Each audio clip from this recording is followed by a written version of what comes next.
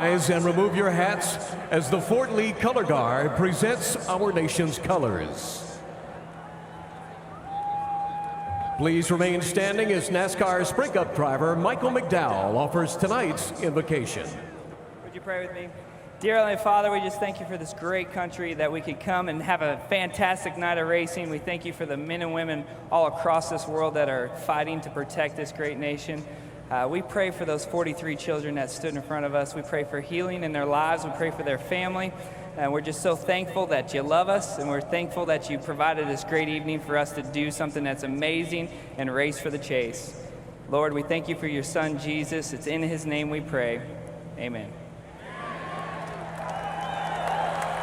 Here to perform our national anthem, please welcome the 29th Division Band from Fort Lee.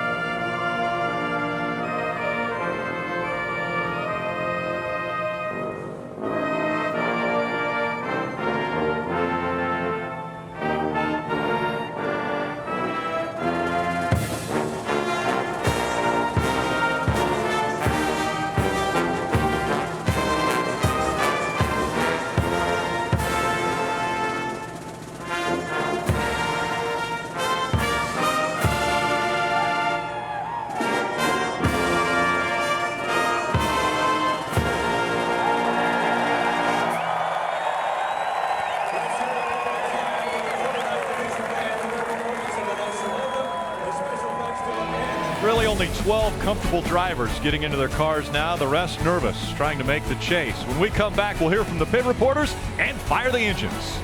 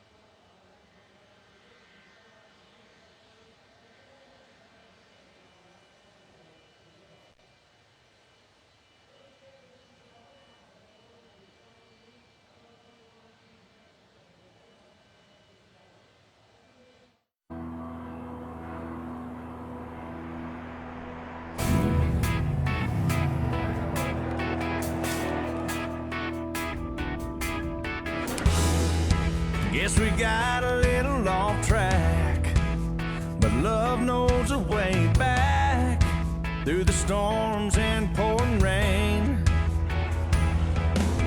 Got my hand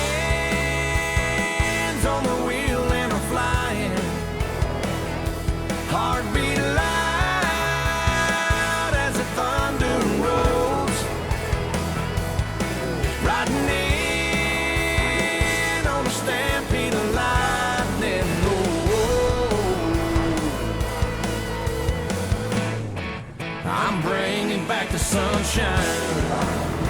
Bringing back the sunshine. Baby, it's about time. Whoa, whoa. Bring it back. Oh, yeah. Welcome to NBCSN's coverage of NASCAR Sprint Cup Series racing from Richmond, presented by Smithfield Foods. Because of rain that went through the area earlier, there will be a competition caution on lap 40. That's just one storyline that we're going to be following. For more of those, let's go to pit road. Mike Massaro. And Rick, just moments ago, Denny Hamlin, nursing a very tender right knee with a torn ACL, climbed inside his race car very gingerly. But he's adamant. He said all weekend long it will not hamper his ability to drive this race car. And as he told us at the beginning of countdown tonight, he does not want to be the weak link on this race team. Dave Burns? Jeff Gordon has won twice at Richmond, but he doesn't need to do that tonight to make it into the chase. Finishing 17th or better, he locks himself in to his 11th chase in 12 years. That 17th place number, crew chief Alan Gustafson told me, it's just a number. We won't be consumed by it. Marty? Dave, there is tons of pressure up and down pit road, but there is zero pressure on Carl Edwards and his race team. I talked to Carl and Darian Grubb earlier today, and they told me after the win of the Southern 500, they come in here with an absolute smile on their face and a lighter step as well. Carl told me it's just like a Saturday night short track race for us. We're after one thing, a win, and that's it. Kelly. Marty, Casey Kane has just one job to do tonight, and that is win this race to get his team back to the chase. He feels unfazed by the pressure if there is any. He's pulled off last-minute heroics before. Can he do it again tonight? He's got ground to make up. He starts 20th. That is one of the big questions. Can Casey Kane win? Let's fire the engines. Let's go trackside for the command. Race fans, it's time for those most famous words in motorsports. Here to give the command, please welcome from Dorman Products, Bill Rooney. Drivers, start your engine! Thank you. Everybody fired up. Get ready. Fired up. Everyone ready? There's the command. Fired up. Cabin. Okay, I'll get fired up when you're ready. Go ahead, fired up. Good point.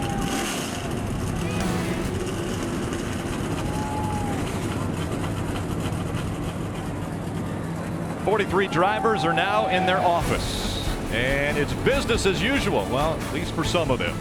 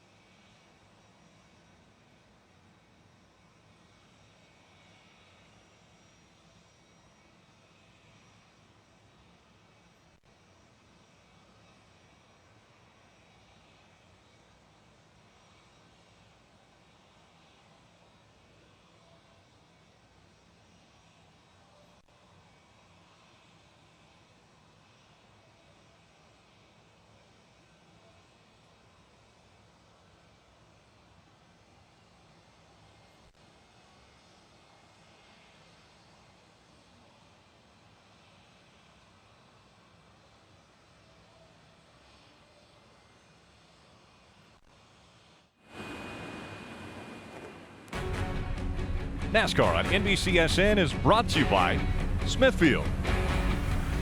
Sprint, proud sponsor of the NASCAR Sprint Cup Series. And by Januvia.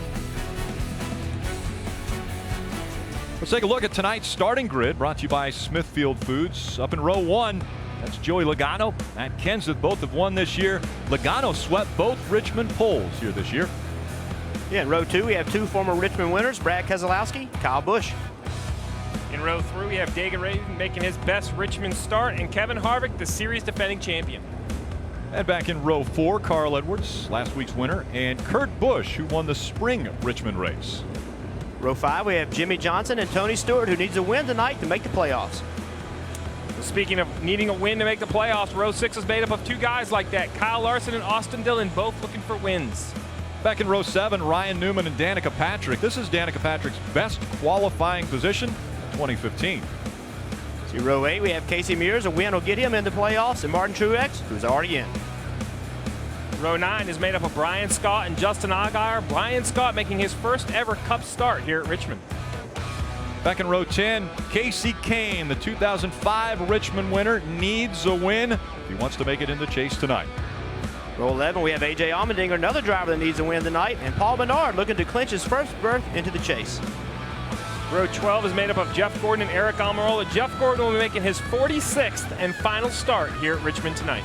Back in row 13, Denny Hamlin driving injured for his right ACL on Tuesday. And Clint Boyer, he has 2 Richmond wins and currently 16th in the points. Let's hear from him. Hey Clint, it's NBCSN booth. You with us? I'll remind you after 3 laps, get your front brake. 10-4. Hey Clint, it's Jeff in the NBCSN booth. You with us? It'd be helpful to have the brake switches off.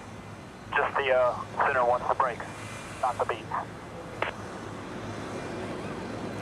You know, it's kind of important when those guys are talking about business like that. We'll try again later. They're obviously busy.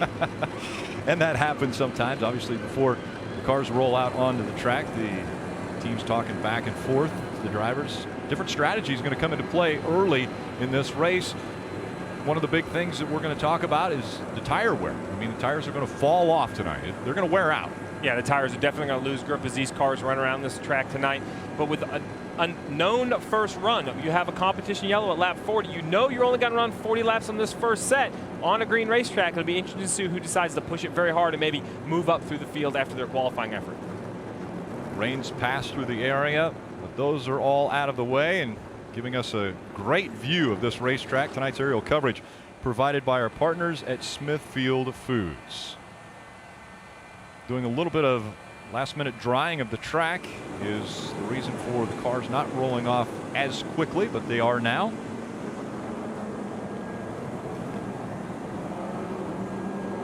So 43 cars rolling off of pit road, the final race of the regular season. 8 of those cars will be carrying cameras. We'll be able to ride along with them, getting a different perspective of this short track. This track just 3/4 of a mile. Short track racing under the lights Saturday night. I don't know if it gets any better than that. Yeah, Saturday night racing is great. This racetrack's great. All the drivers love it. Again, it's just like we talked about when the show started. It's close action. You're going to be racing against each other all night long. You're going to be door to door, bumper to bumper. It's what the fans have come to love about NASCAR racing. It's what the drivers love about NASCAR racing as well. Just add a little more pressure. Can you? Yes. Can you add more pressure? The track's still a little bit wet. They're going to take a little more time drying it. So all those drivers that are worried, they got to think about it just a little bit more. Once you drop the green, you can go to business and start racing. But all this pre-race stuff, the pressure builds and builds and builds. It's about 7:45 here on the East Coast, and track drying started about 6 o'clock. They're going to run down pit road a couple times. We'll ride along with a few different drivers. Sam Hornish Jr. is carrying the DraftKings in-car camera. He'll start 32nd tonight. Dale Earnhardt Jr. has the Chevy on board, starting 29th. Clint Boyer, who, of course, we will always try to talk to as much as possible, has the 5-hour Energy onboard camera. He starts 26th, and again 16th in the points. Denny Hamlin will start 25th. He has the Coca-Cola onboard camera with him tonight. Casey Kane, another driver needing a win, carries the Sprint onboard camera. He starts 20th. A little closer to the front, starting 15th, Casey Mears has the Geico onboard camera. Kevin Harvick with the Budweiser in-car camera starts in the 3rd row. And Kyle Busch in the 2nd row. With the Toyota on board, he starts 4th tonight. All right, let's see if we can talk to Clint now that he's actually on the track. Hey, Clint, it's Jeff in the NBCSN booth. You with us? I got you, bud. All right, man, you and your team are 16th in points. What do you guys need to do tonight to get yourselves into playoffs? Man, we just got to go out here and race. That's all we can do. We don't have to worry about anything behind us because we can't control that. Honestly, need to stay focused on it. 27, that's obtainable to pass tonight if we need it. Other than that, I love racing at this place. It's fun to be in this situation, even be in the mix of a talk of a championship. So we're going to go out here and race as hard as we can and get this 500 Toyota in the chase. Well, you mentioned how much you love this racetrack. You've won here twice. Tell us why you are so good here. Man, from the very first time I came here, I just fell in love with it. And that means something. Anytime you come and enjoy a racetrack, it fits your driving style. I think it's a perfect size. It's short track racing at its best, but a fan gets to see the speed, the sensation of speed. You can't beat and bang on each other, but you can certainly get in there and dice it up. So hats off to whoever built this baby. Had their thinking cap on. All right, buddy. Have a good night tonight. We'll be watching you. All right, boys. Thanks. And let's look at the particulars of this perfect racetrack, as Clint Boyer said. Whoever built this baby had their thinking caps on. They made it 3/4 of a mile. The banking in the corners, 14 degrees. The front stretch has 8 degrees of banking. And the back stretch, relatively flat, just 2 degrees of banking. The front stretch, very long and arcing. 1,290 feet. The back stretch is 860 feet. We'll look at our Sunoco fuel strategy from Richmond International Raceway. The race length, 400 laps, 300 miles.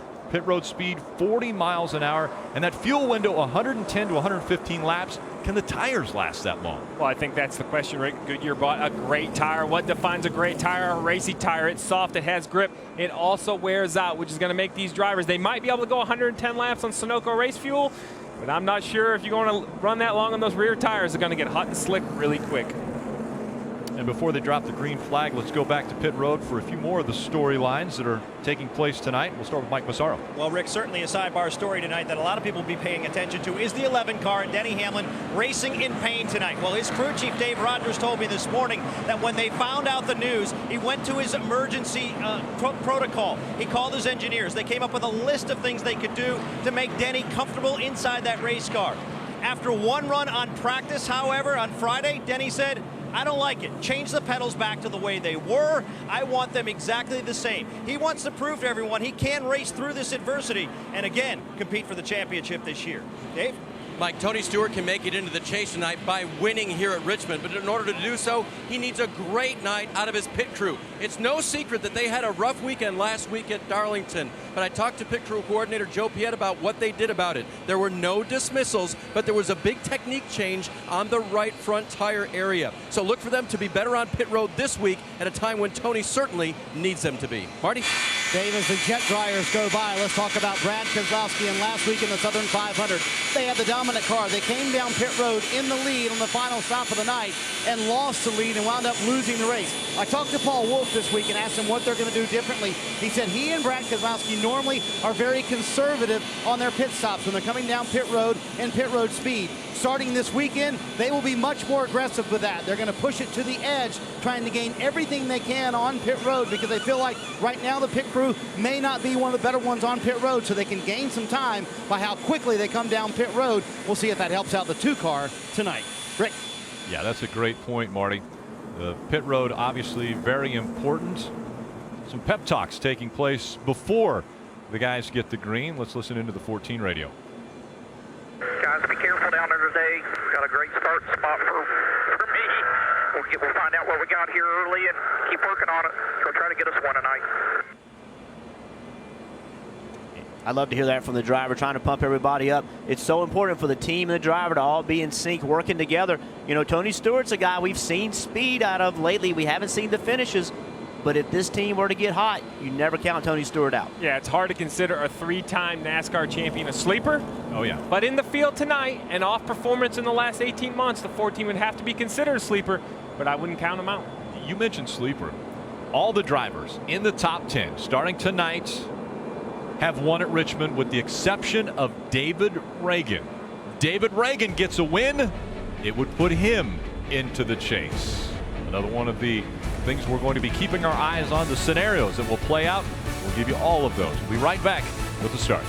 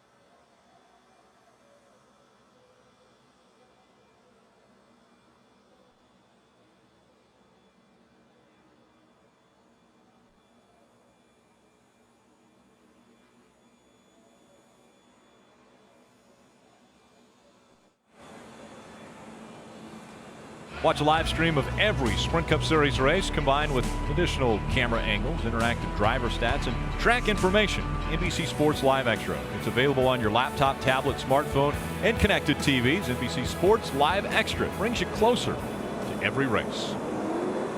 Kelly Stavis, what's going on with the 22? Well, Joey Logano essentially punched his ticket to the playoffs by winning the very first race of the season. Of course, that is the Daytona 500. They've added 2 more wins to their racing resume in 2015, but his crew chief, Todd Gordon, told me it is so important to finish well tonight. It's all about momentum, which equals confidence. Well, here's a little pep talk he gave his driver just moments ago. Hey, Joey, good job down there qualifying. Let's have a good night tonight.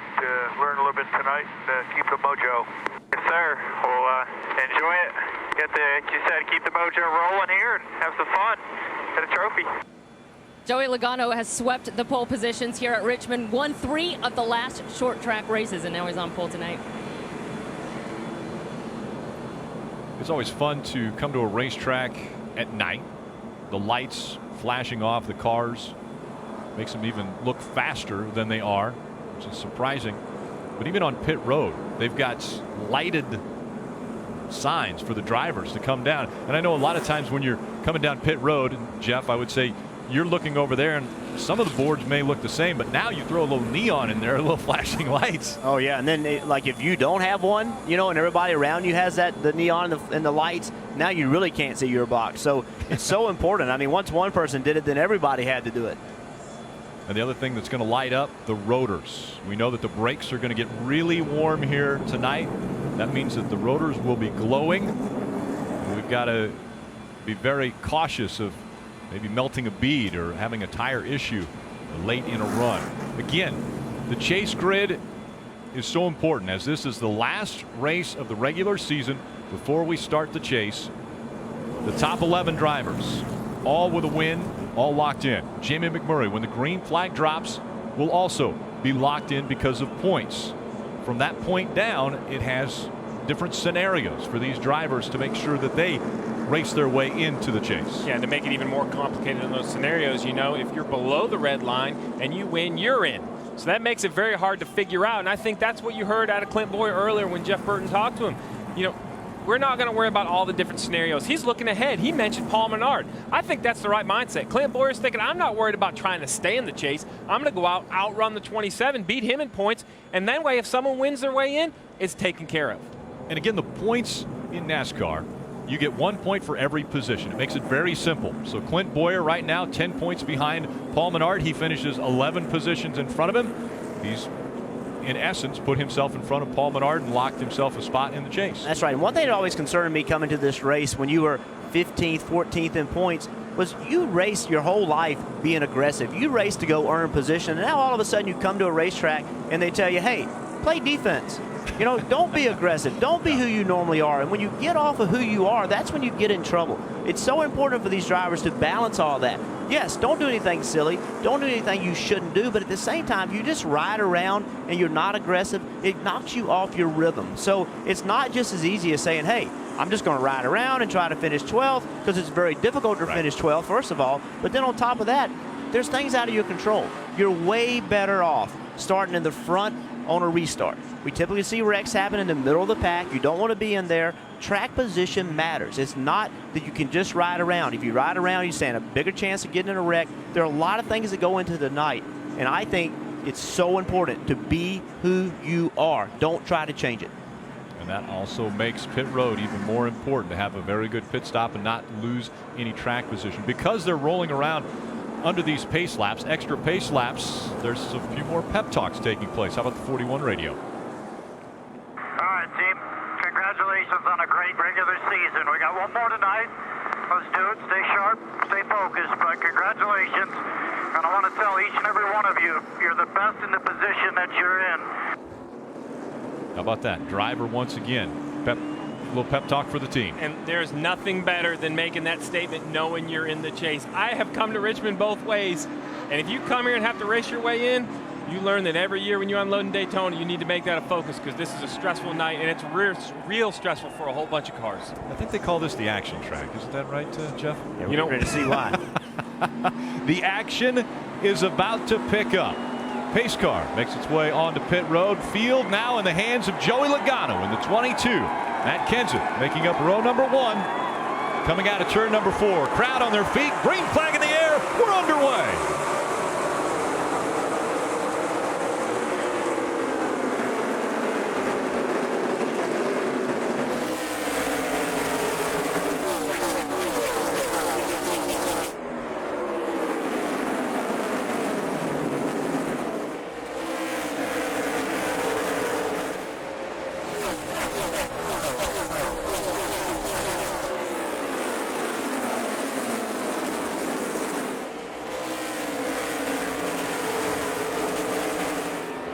Joey Logano, Matt Kenseth, Brad Keselowski, Kyle Busch, Kevin Harvick. See David Reagan trying to hold on to that spot. Kurt Busch working on the outside in the 41. Something that makes this track unique for short tracks. When we go to Martinsville, there's really only one lane down around the curve. We go to Bristol, the one lane is right up against the wall. But here at Richmond, as you see Kurt Busch right there clear David Reagan, you're able to run that second groove. You not only can run right along the yellow line, but you see up where Tony Stewart is, a lane up off the bottom. If your car's working well enough, you can make time up there as well. Here comes Kyle Busch, takes third away from Brad Keselowski. Kyle Busch moving toward the front. Congratulations, Jamie McMurray. It's official, you are in the chase. Just had to take the green flag. It's the first time that he will race for a championship in this new chase format. That's amazing to me. This is Jamie McMurray's first chase. He's such a good race car driver. He's won the Daytona 500. He's run the big Brickyard 400, the Coca-Cola 600. A lot of big races, but this is his first chase he's ever made. That's why they make such a big deal of it, Jeff. It's so hard to do. There are so many good teams. There's so many things you have to control over the first 2/3 of the season to get yourself in that position. 36 race season, the first 26 races, the regular season, the final 10, the playoffs. So Tony Stewart's going the wrong way. He started 8th, but he's been stuck on that outside. We talked about this track being a multiple groove racetrack, but many times that doesn't happen until later in the race. So Tony's falling all the way back to 15th right now. He's got to try to find a way to get in front of Brian Scott and get his car back on the bottom of the racetrack. We will continue to keep you updated on who is in and who is out of the chase as they are running. If you see the drop down on the screen at the top, if you have a green bar below your name, you are locked into the chase. If it's yellow beneath your name, you're in the top 16 in points. As you see with Ryan Newman, top 16 in points. So green bar under the name, locked in. Yellow bar under the name, top 16 in points. Because of the rain we had this afternoon, NASCAR has decided to have a competition caution on lap 40. So all these teams, they're racing to that lap. You don't want to lose a lot of positions like Tony Stewart. You know, he lost a tremendous amount of positions. He started 8th. He's all the way back to 15th. You want to use these first 40 to get some positions and also learn what your car does well and what it doesn't do well. So on this first pit stop, you can make the right changes. Dave Burns. Rick, Tony Stewart just radioed his crew. He called his car really tight through the center and shearing loose. That outside groove definitely didn't help, but right now the handling of the car is not to Tony's liking. Tony has been to victory lane here before 3 times, but the last time was back in 2002, so 13 years ago.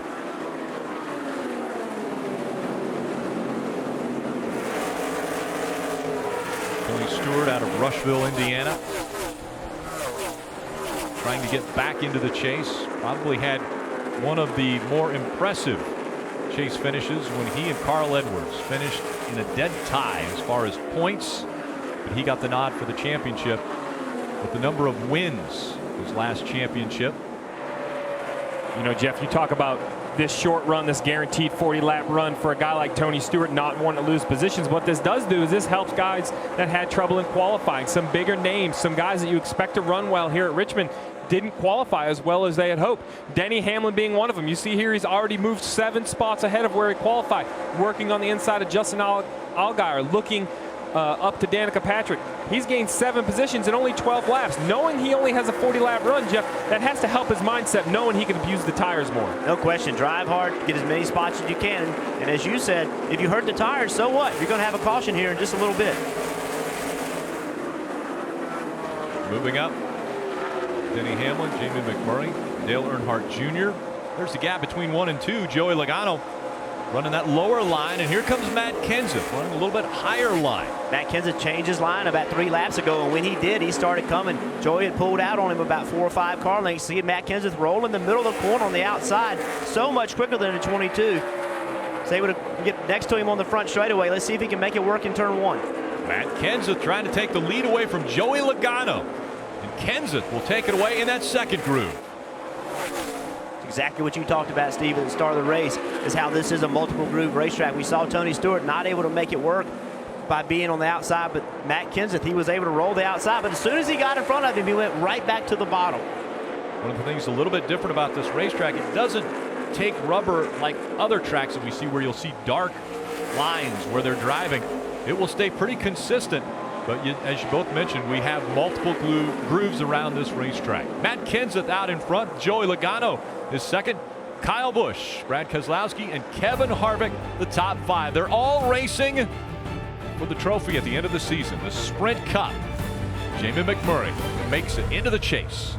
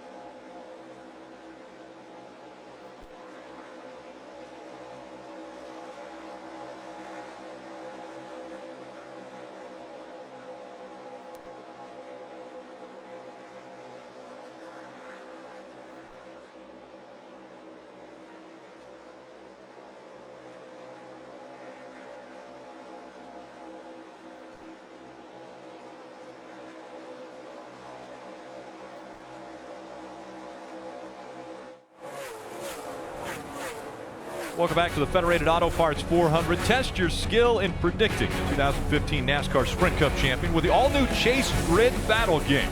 You play today for a chance to win great prizes at NASCAR.com/battle. Already a tough start for the 14 team. Dave, what's going on with their radio? Well, it rained a lot today here, Rick, and electronics do not do well in the rain. Here's what Tony Stewart has been listening and what he was told on Channel 1 radio. Channel 2, Tony, if you can hear me. Channel 2.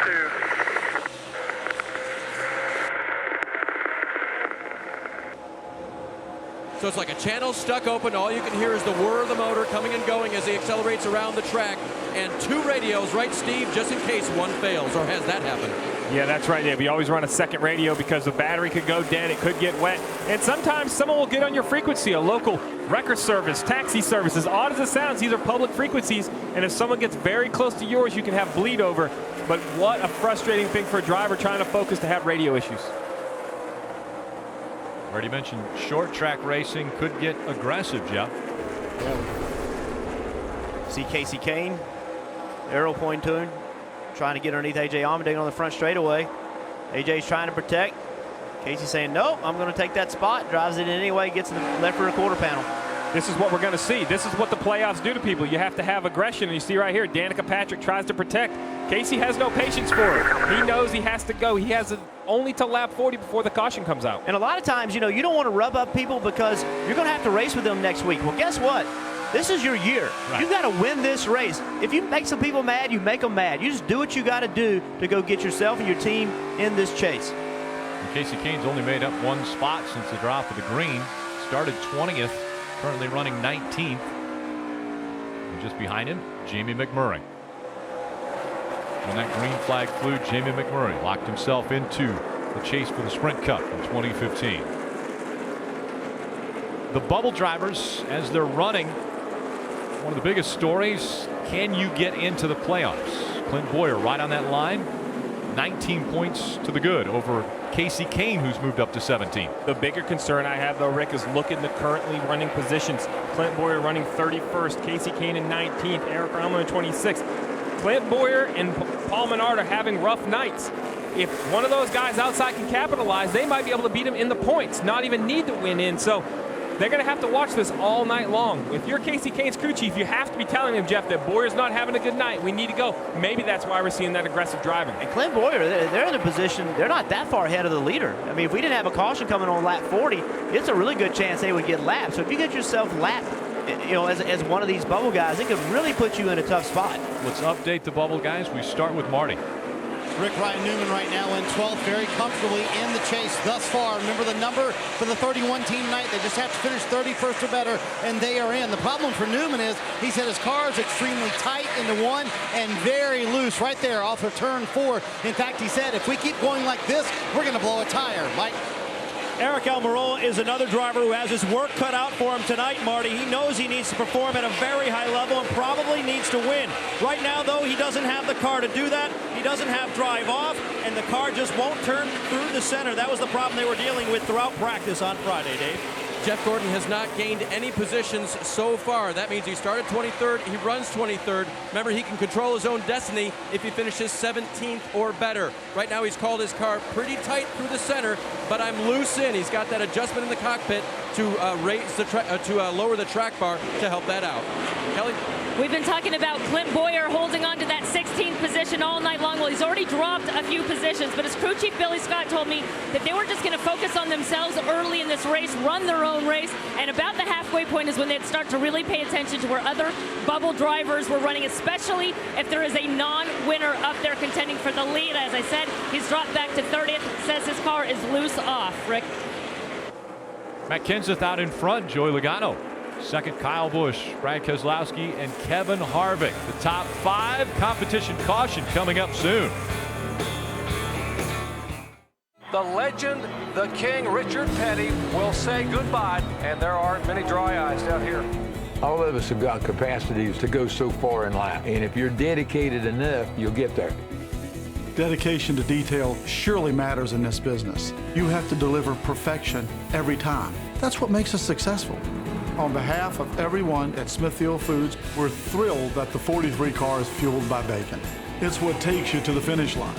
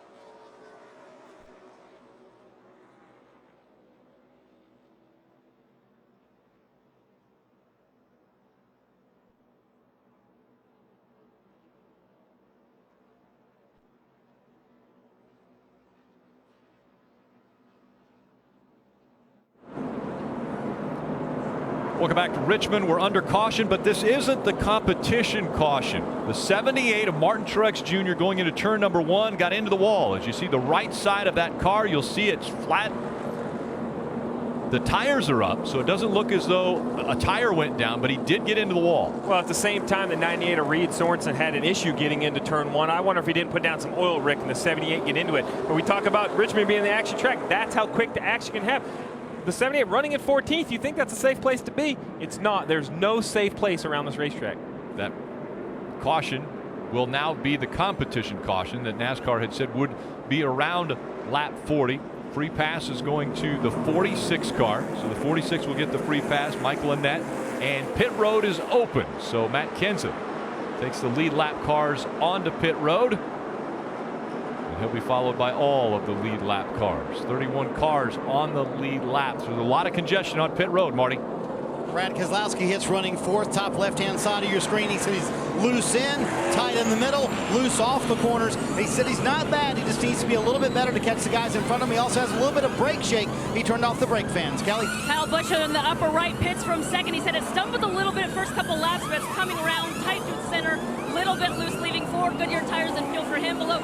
Matt Kenseth, lower left, said he needs a little bit tighter in the middle. Remember, he came to pit road with the lead. And then Joey Logano, who started from pole, said he's been working the track bar, but he's still a little bit too tight in that 22. And the race off pit road brought to you by Geico. Matt Kenseth holds the lead. Logano and Harvick moving up.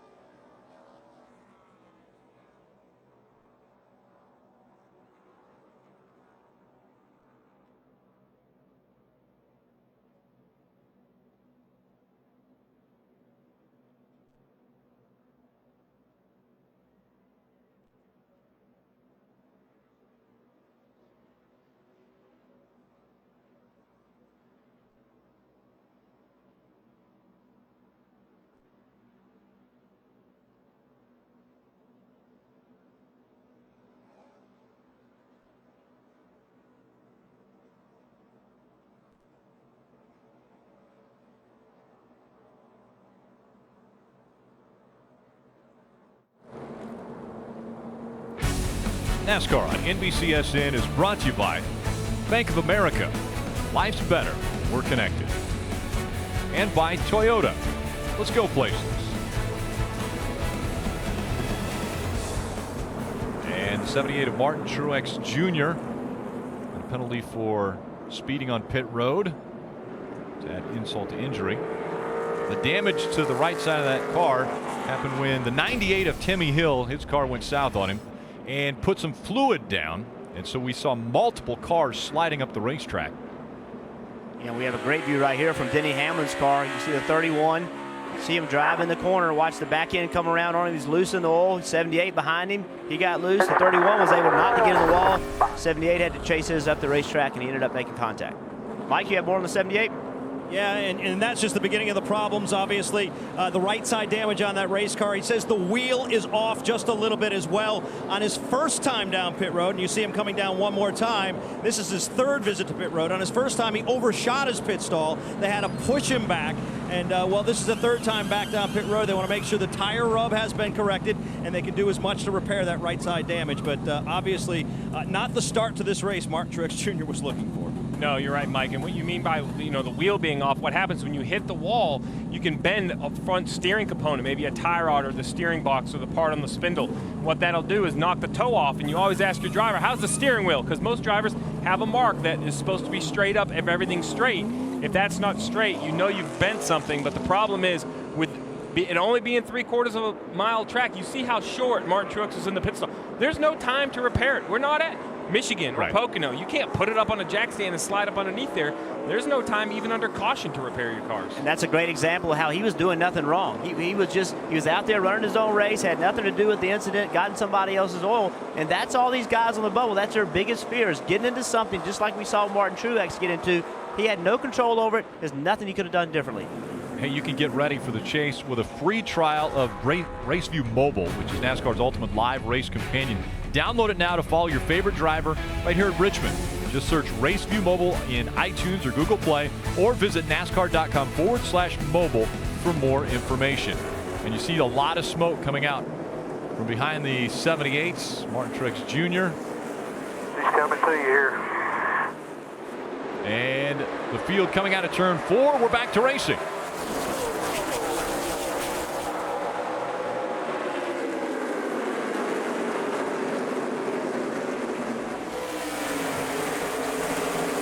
Fight for the lead.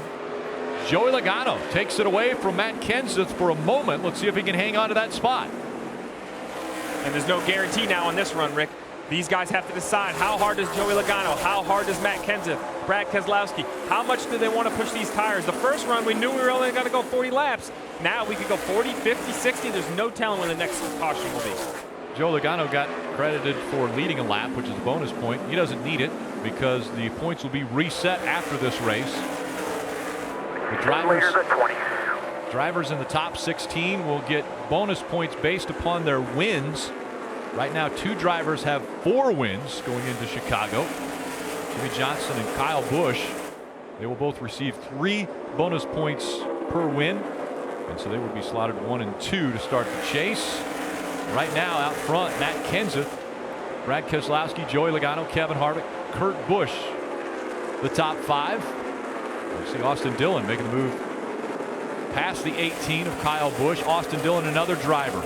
Win and you're in the top 30 in points. He gets to victory lane. He would be racing for the championship. Riding on board with Kyle Busch. How about Kyle Busch? Months ago, we questioned if he could even make it into the top 30 to get himself chase eligible. Not only did he do that, but I don't think we want to be lost on the fact that he's 51 points to the good. Oh, yeah. That makes tonight very low stress. If he was only 5 points to the good in the top 30, talk about scenarios, he could have got knocked out of the chase with an accident. Instead, they kept their head down. This entire 18 team not only won 4 races, Rick, but consistently gained points, got themselves in a nice, safe area for tonight's race. Very impressive. Yeah, no question. He won 4 races, which puts him a tie. If Jimmy Johnson doesn't win tonight, they'll be tied for the most points when this playoff starts. So winning those races, he ran half the races everybody else did, and he still won 4. I mean, it's unbelievable what this team has been able to do. And again, the reason he missed 11 races, the Xfinity race to start off the season in Daytona, broke his leg and his foot. and was sidelined for 11 Cup races before he made his return. And then he actually got his first win of the 2015 season at a road course at Sonoma, which we thought might be one of the more difficult races for him. And he goes out and wins that race. Just in front of him, we saw Austin Dillon make the pass, Kelly. And he's been one of those wild card racers that could potentially get a win to get into the chase, although probably no one really thought it would happen here. His best finish at Richmond is 20th, and his crew chief Slugger Labby admits he struggled here, but he said so many of these other guys are raised on short tracks. Just not true for Austin, and it's easy to develop bad habits as far as driving style. But last night in the Xfinity race, he found some things in both the gas and braking zones that have really helped him tonight. Right now, Austin's saying his forward drive is good, but he's still tight through the center. Mike? Kyle Larson, another one of those drivers looking for the Hail Mary tonight, looking to cash in a win and boost himself into the chase. Well, his crew chief, Chris Heroy, said, look, we changed so many things, a new car, a whole new concept when it comes to the setup for this racetrack. He felt like he needed to experiment a little bit so that they'd give him a chance. Larson was very confident in the race car coming in and still is. He says it's a good car, just need a little bit more forward bite, Kelly.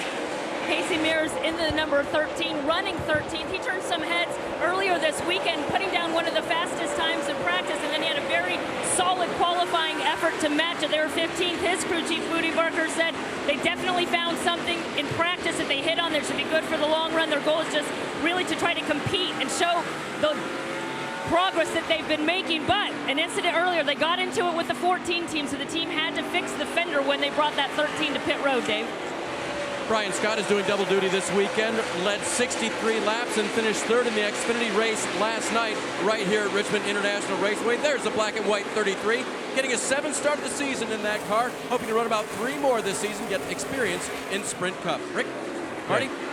Dave, Greg Biffle stuck back in the 30th position. No doubt this has been a very tough season for the 16 team. I talked to Matt Pusha earlier today, and he said, you know what, I was encouraged by the speed that we found at Darlington last weekend. We didn't have the results to show for it, but that's what we need to do. And if for some reason we cannot win and put ourselves in the chase tonight, we need to spend the next 10 weeks trying to get ourselves better for 2016. If they do not get in, or his teammates do not win tonight and get themselves into the chase, it'll be the first time ever that Roush Fenway Racing has not had a car in the chase. Greg, you drove for this team for years, Jeff. It's amazing to think that Roush might not be in the chase in 2015. Yeah, it's been a struggle for him this year. We met with Jack Roush a few weeks ago. He's determined to get it fixed.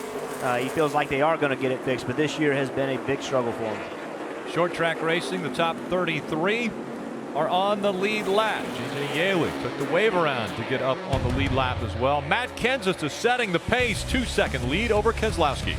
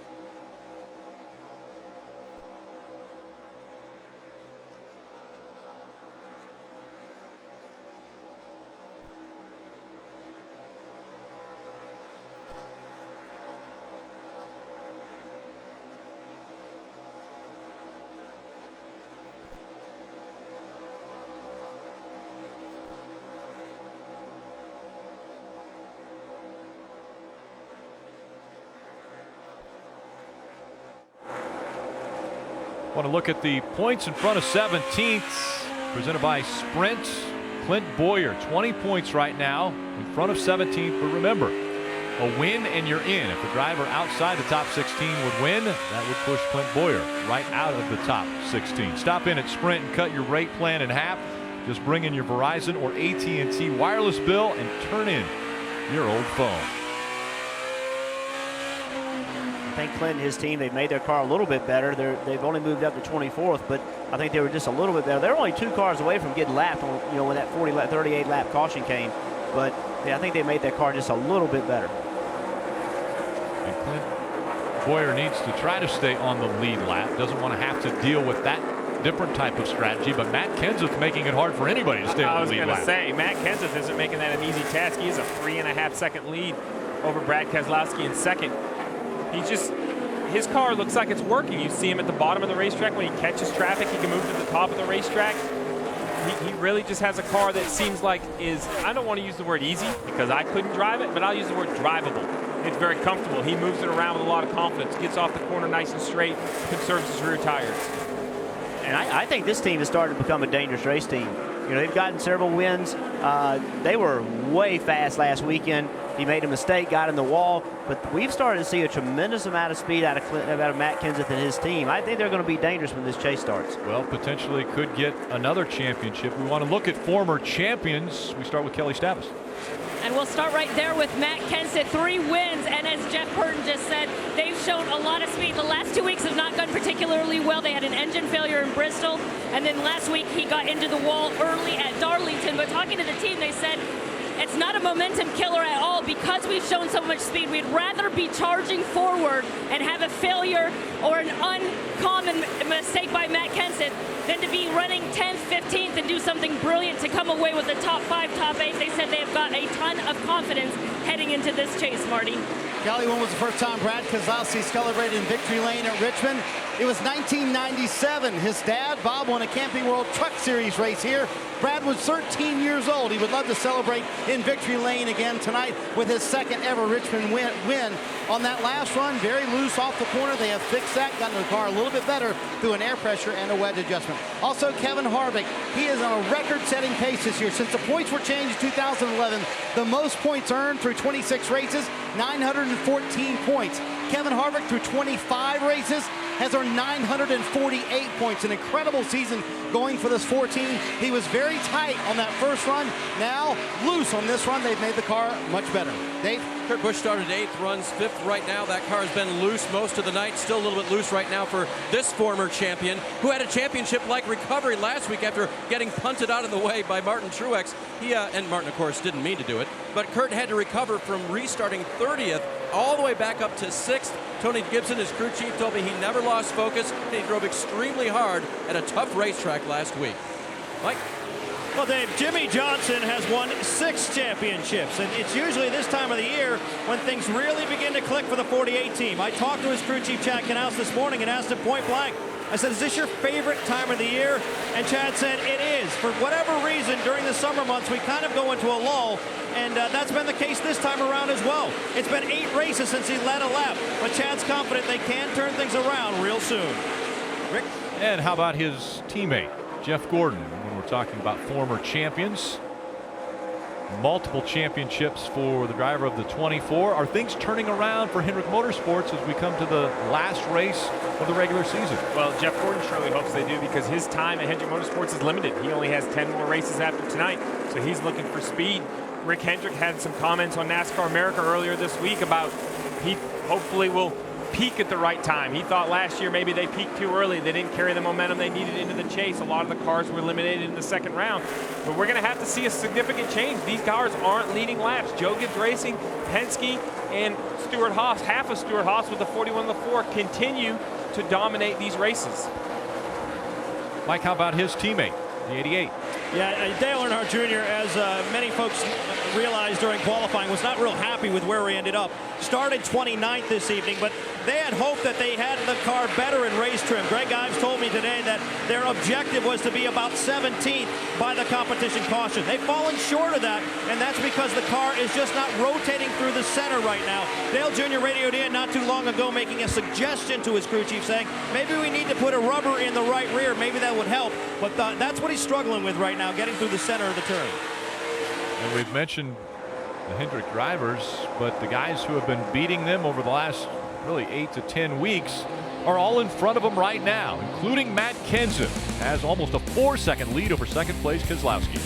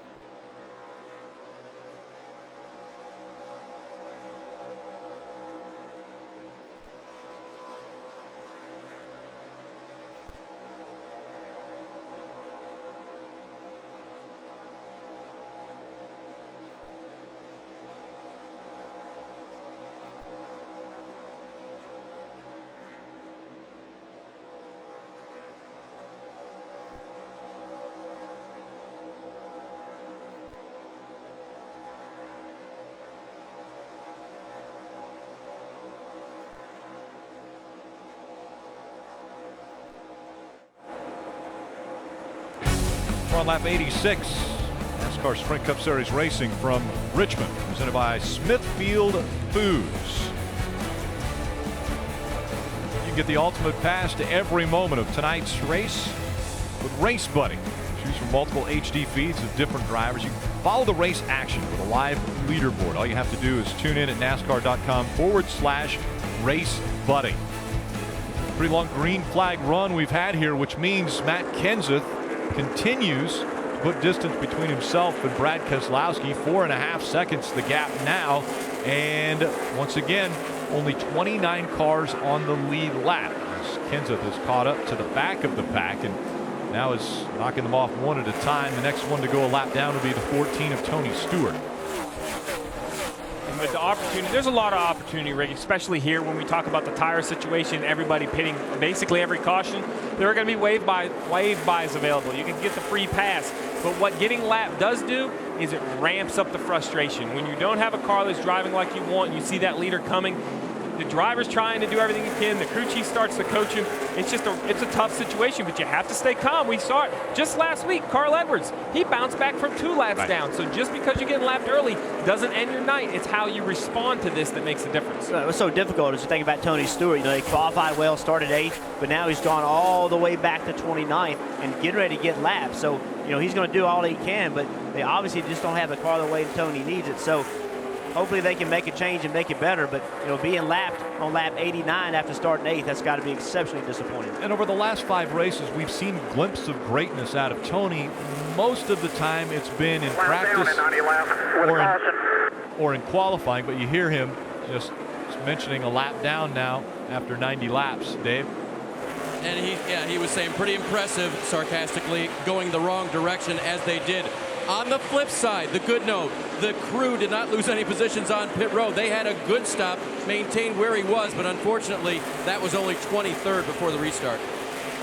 And when you talk about momentum in racing, that's what I think you talk about. That's the opposite of it. You know, what happens when you win? You think you could do no wrong. Well, Tony Stewart, if he would have won last week, perhaps he stays focused, stays behind the wheel. Let's make it better. Let's make it better. But the frustration had just mounted over time, where it's one more race with optimism that didn't work out early. And over time, Jeff, it just builds up until you can't stand it anymore, really. So frustrating. You know, these are very competitive people. They expect to succeed.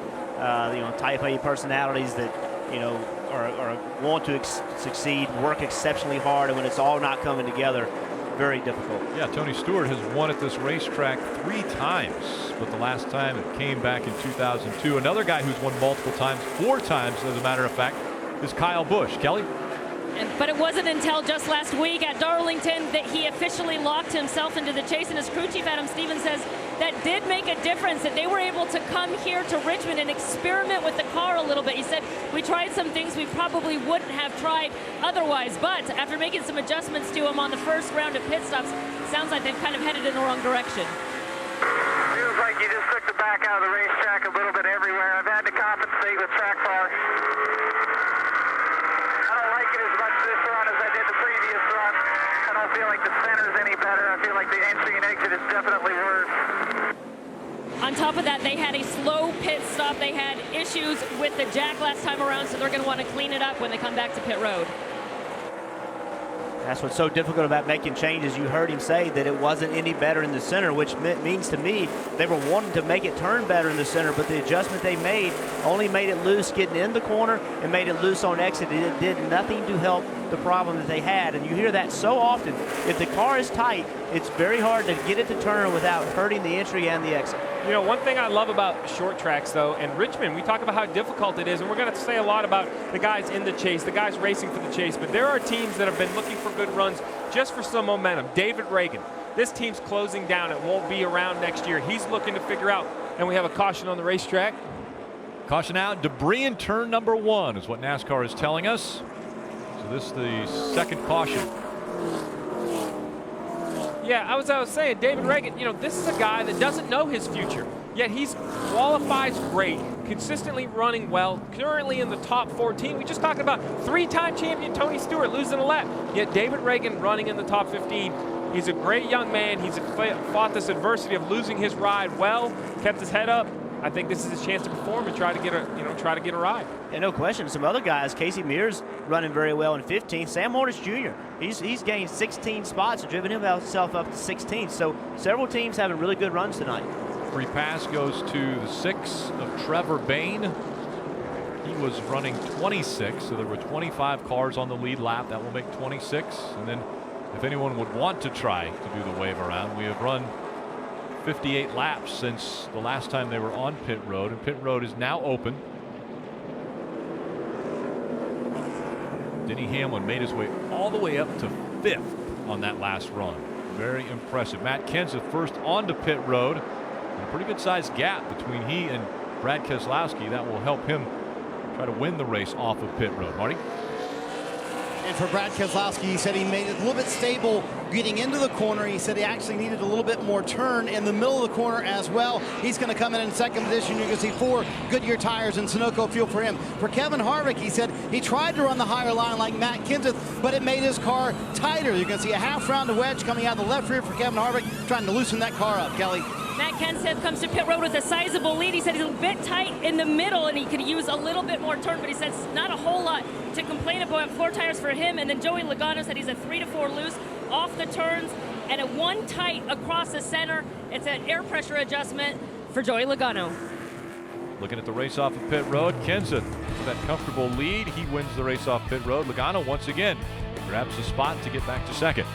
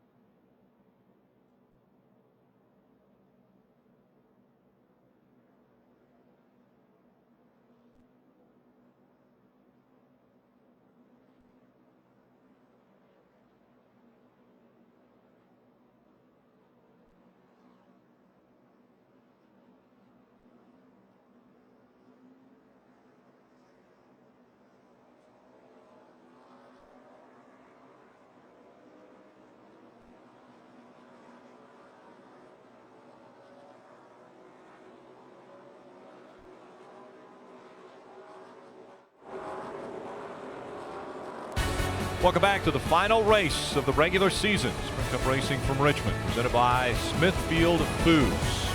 Field beginning to go 2 by 2. The race off of pit road, a little more interesting. The 4 lost 4 spots, and here's how it happened. So the driver times are the same, just the pit time is, quite a bit off, 11.0 versus the 14.8. And you're going to have bad pit stops. It really comes down to the timing. Now's a good time in the race to have them. We saw last week with Carl Edwards just on the inside of Kevin Harvick how much a good pit stop can change the whole course of the race. He actually lost 6 spots on pit road. Coming out of 4, green flag back in the air. Kenseth on the inside, Logano on the outside.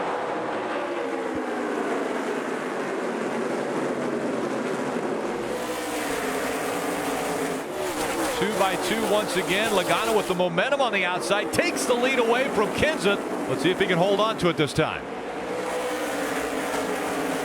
And how about Denny Hamlin fighting for 3rd now?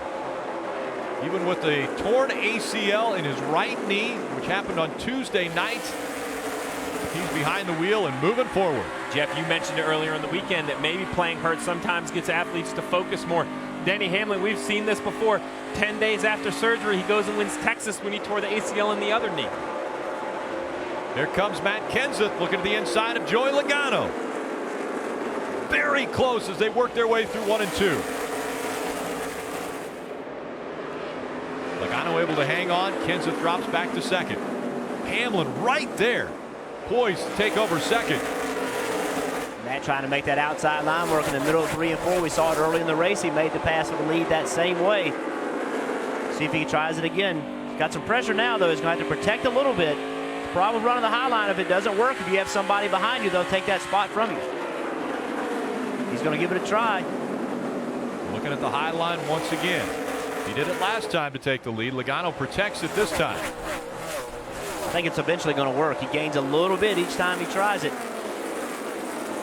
See, he enters high in 1, but then he exits low on 2. Kind of does the opposite here. He enters high into 3, but then he continues his arc and leaves 4 a little bit higher. It's right there in the middle of the corner that really amazes me, Jeff, how much quicker he rolls the center of the corner in the high line. And here he is taking the high position above the 22 of Joey Logano.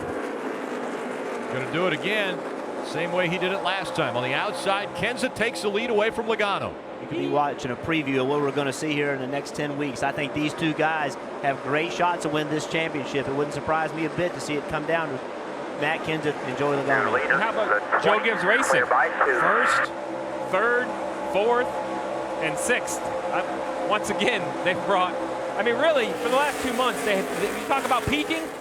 If it continues, they're peaking at the right time because they've really been, I won't say unbeatable, but I think they've been the team to beat in every race for the last couple months. They've just been so dominant. And I think this is a statement for Denny Hamlin. I think everybody's looking, saying, hey, he's got an ACL tear. He's not going to be as good as he was. Guess what? I just picked up 22 spots. Now I'm in 3rd. There's nothing wrong with my leg. It hurts, but I can deal with it. Mike? And I think you're right on the money there, Jeff. You heard what he said in Countdown. He said, look, I don't want to be the weak link. He put it on himself, so he knows that he's got to go out there and perform, and that's what he's been doing so far tonight. Started 25th all the way up to 3rd as caution on the track. 46 goes around. That's Michael Annett. He'll bring out the 3rd caution. Happened on the backstretch. We hit pretty hard. It's a 23, I'm sure you know. We're smoking hard here. Go to the bottom here. Go to the bottom. Go to the bottom. Coming to you guys. He is on pit road.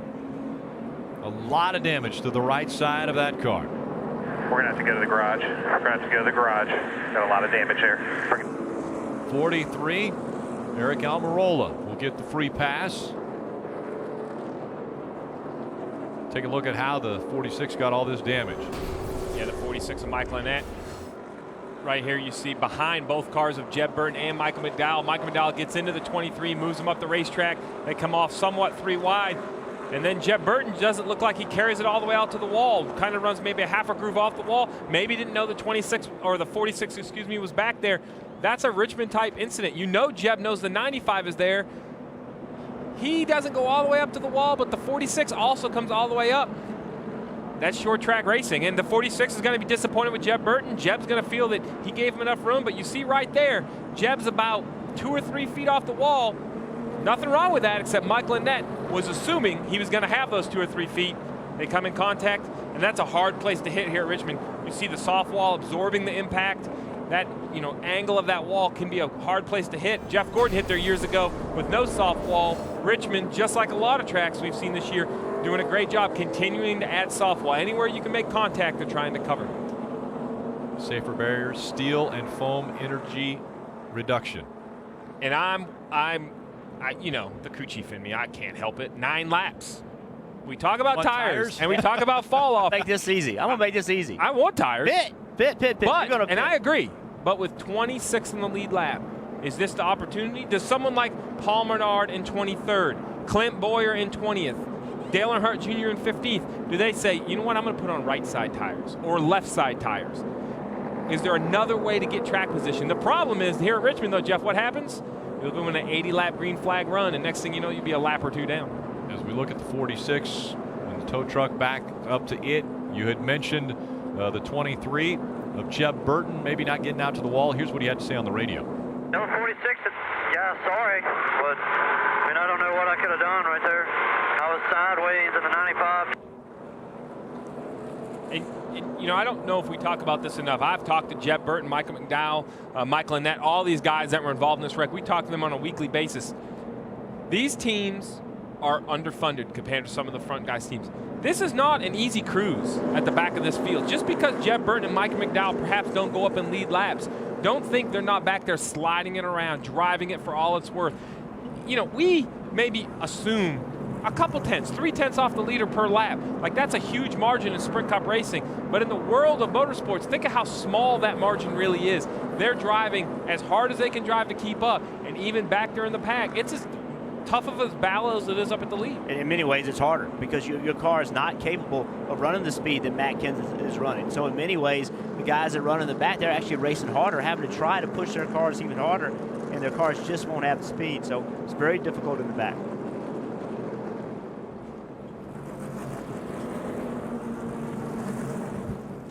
And the Premier League weekend continues tomorrow morning on NBCSN.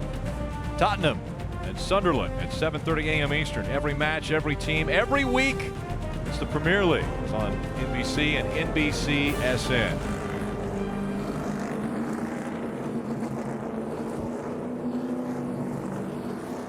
So again, under caution for the 3rd time. And still waiting for pit road to be open. People have asked about the light in the back of the pace car. And when it swings around, we'll give you a look at that. But the light in the back of the pace car indicates to the drivers if the pit road is open or closed. So when there is a green light in the back of the pace car, that means pit road is open. When it's flashing like that, pit road is still closed.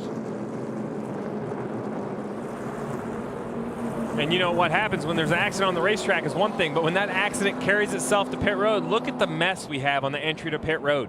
All these cars are going to be jumping in there, getting hard on the brakes. The 48, who's actually in pit stall 43, he's going to have to come around that barrel in all this speedy dry right here and try to maintain traction. That's going to make it even harder to get to pit road, because remember, these guys that are out there running, their tires are hot, they're soft. What will happen is it'll pick up that speedy dry, they'll lose a ton of grip. Yeah, we actually saw one of the crew members from the 41 car out there blowing the racetrack off, trying to make sure that, not the racetrack, but blowing pit road off, making sure that it wasn't in his pit box. I'm sorry, the 42 car. Casey Kane in the 5, a driver that needs to win to get into the chase. They'll need to make something happen, either on pit road or on track. Of course, at the end of this one, a big post-race celebration for 16 drivers, and one guy who will be a part of that, Rutledge Wood. That's right, Rick. There's all the action on the track and a ton off the track. This is the pre-race stage. It's now being transformed to the post-race stage. I offered to help the fireworks crew, but apparently you need to be trained in pyrotechnics. But everything that goes on that you'll see tonight, this is the first chance that all the fans will get to see the 16 challengers for the chase will be on our show tonight for the post-race party. All the fans that are in the stands are invited to go. Come down. They'll get to get up close. It's going to be huge, but a ton of work's going in right here just off of pit road, Rick. And it will be a party, especially with Rutledge. And I don't know why they wouldn't let him. I'd give Rutledge the switch. The fireworks. He can run fireworks? Sure, because I'm not going to be anywhere near him. Let him run the switch. How would you not put him in charge of pyrotechnics? So around goes the 46 of Mike Lynette. And already, tempers rising on the short track.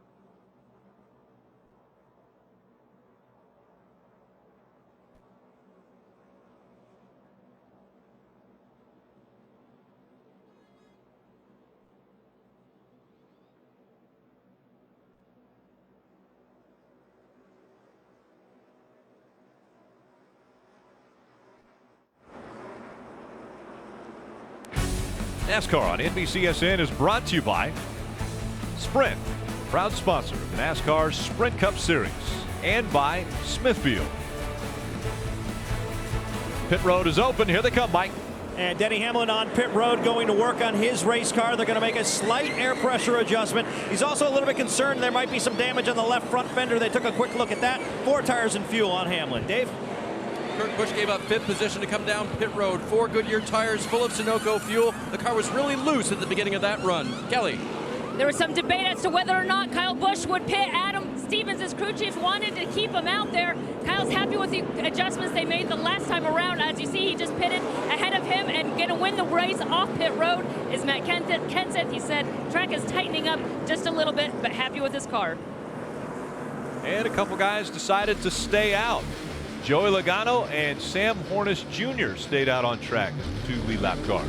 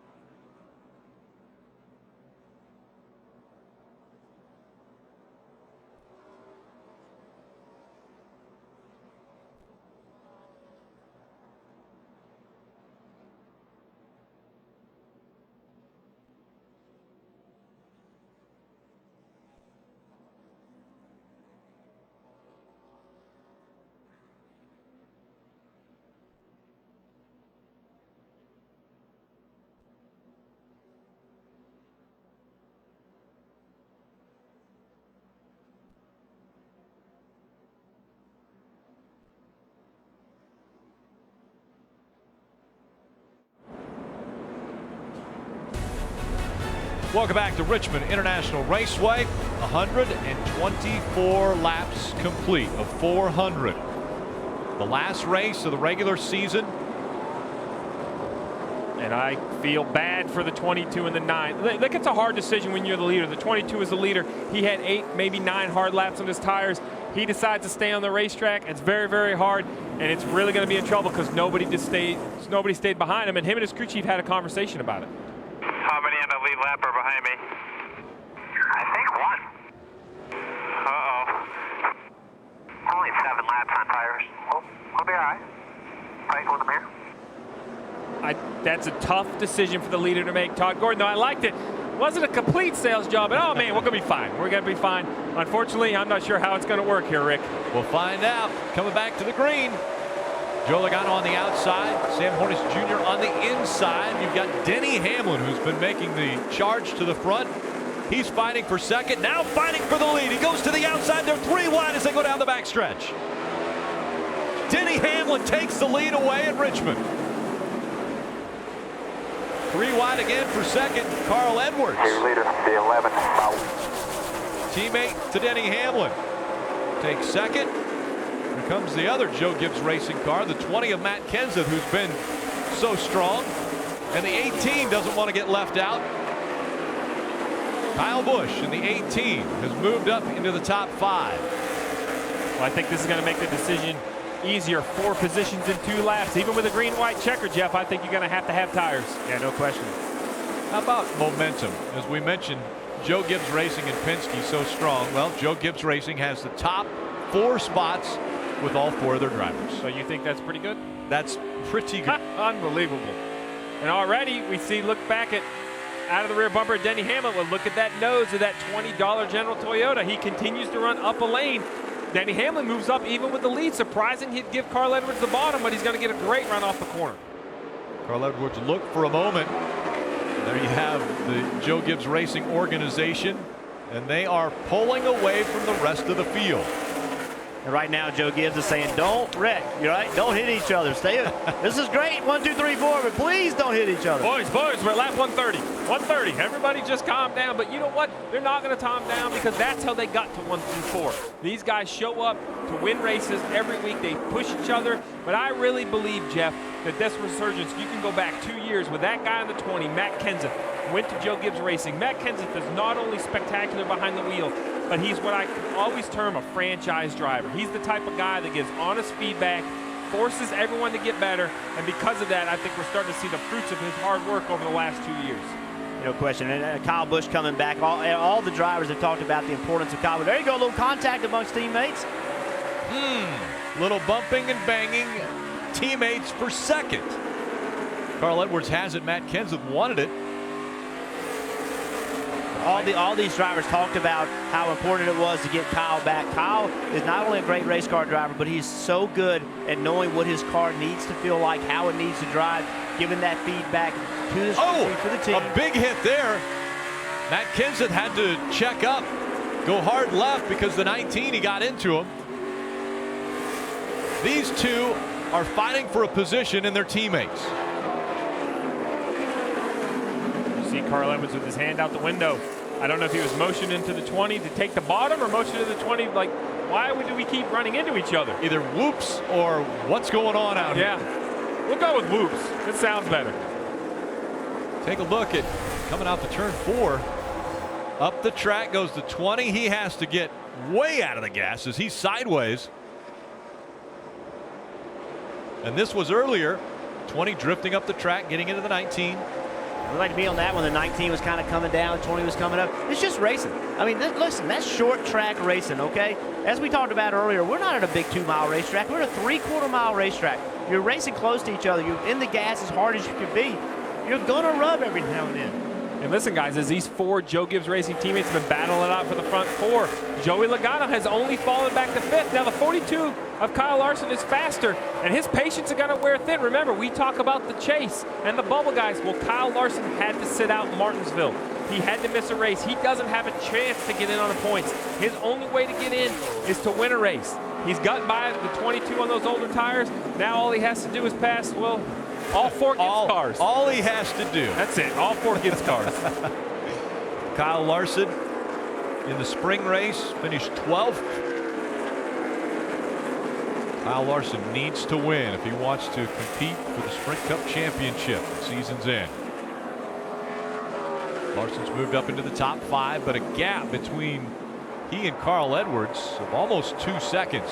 And Larson's teammate Jamie McMurray gets by Joey Logano. Jamie McMurray is also made his first chase.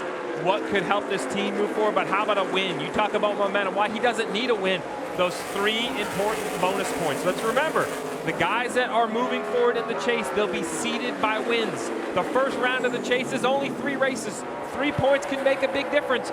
These guys that are locked in, Denny Hamlin, Matt Kenseth, they're racing this hard for the lead because they want those 3 bonus points. Here comes Kenseth once again using that high line, and he is going to try to take the lead away from his teammate, Denny Hamlin. He'll make the pass as they go into turn 3. Matt Kenseth, though, strong early in this one. Led 102 laps at Richmond. The only other 2 drivers that have been out front, Joey Logano for 24 laps, and Denny Hamlin, his teammate, just those last 13 laps, he was out in the lead. Green bars underneath the names indicating that they are in the chase. If there's a yellow bar beneath the name, that means that they are in the top 16 in points but do not have a win. 16 drivers will fight for the championship after tonight's race. Who will be those 16 drivers? It won't be determined until the checkered flag falls tonight. Here comes the 48. Jimmy Johnson closing the gap on Joey Logano. Yeah, I mean, Joey Logano, he's doing good in those old tires, but eventually new tires are going to prevail. But look at this group here. 48, 6-time champion Jimmy Johnson, Jeff Gordon, a 4-time champion. But how about Casey Mears? Been fast since they unloaded. He said in an interview during practice, his guy's built a newer car, worked hard in the short track program. He's up here running with the big guys. Yeah. Penske, Joe Gibbs Racing. Right behind him is, in front of him is Hendrick Motorsports. Dillon's behind him. This is a great run for this 13 of Casey Mears. What a story if he could somehow break through to unbelievable. The Germain Racing team racing with heavy hearts as they lost Gail Germain just recently to breast cancer. Gracie, a great fighter, as well as the driver of the 12 or the 13, Casey Mears. And this is what a team like the 13 needs, right, Jeff? You can't, it's so hard. Everyone in the garage works hard. Even the teams that don't ever get to see the top 5, they work and they work and they work for this night, for this opportunity to stand on pit road and watch your driver go out and beat and bang with Jeff Gordon, Joey Logano. That's why you do what you do. Yeah, no question. This team has an alliance with Richard Childress Racing. They work very hard. Richard Childress Racing provides engineering help, build race cars, engines. So they consider themselves not a top-tier team, but certainly a really good race team. And this kind of night verifies all that. Top 4 drivers all from Joe Gibbs Racing. But how about race leader Matt Kenseth? He's got the momentum. Could he win the championship?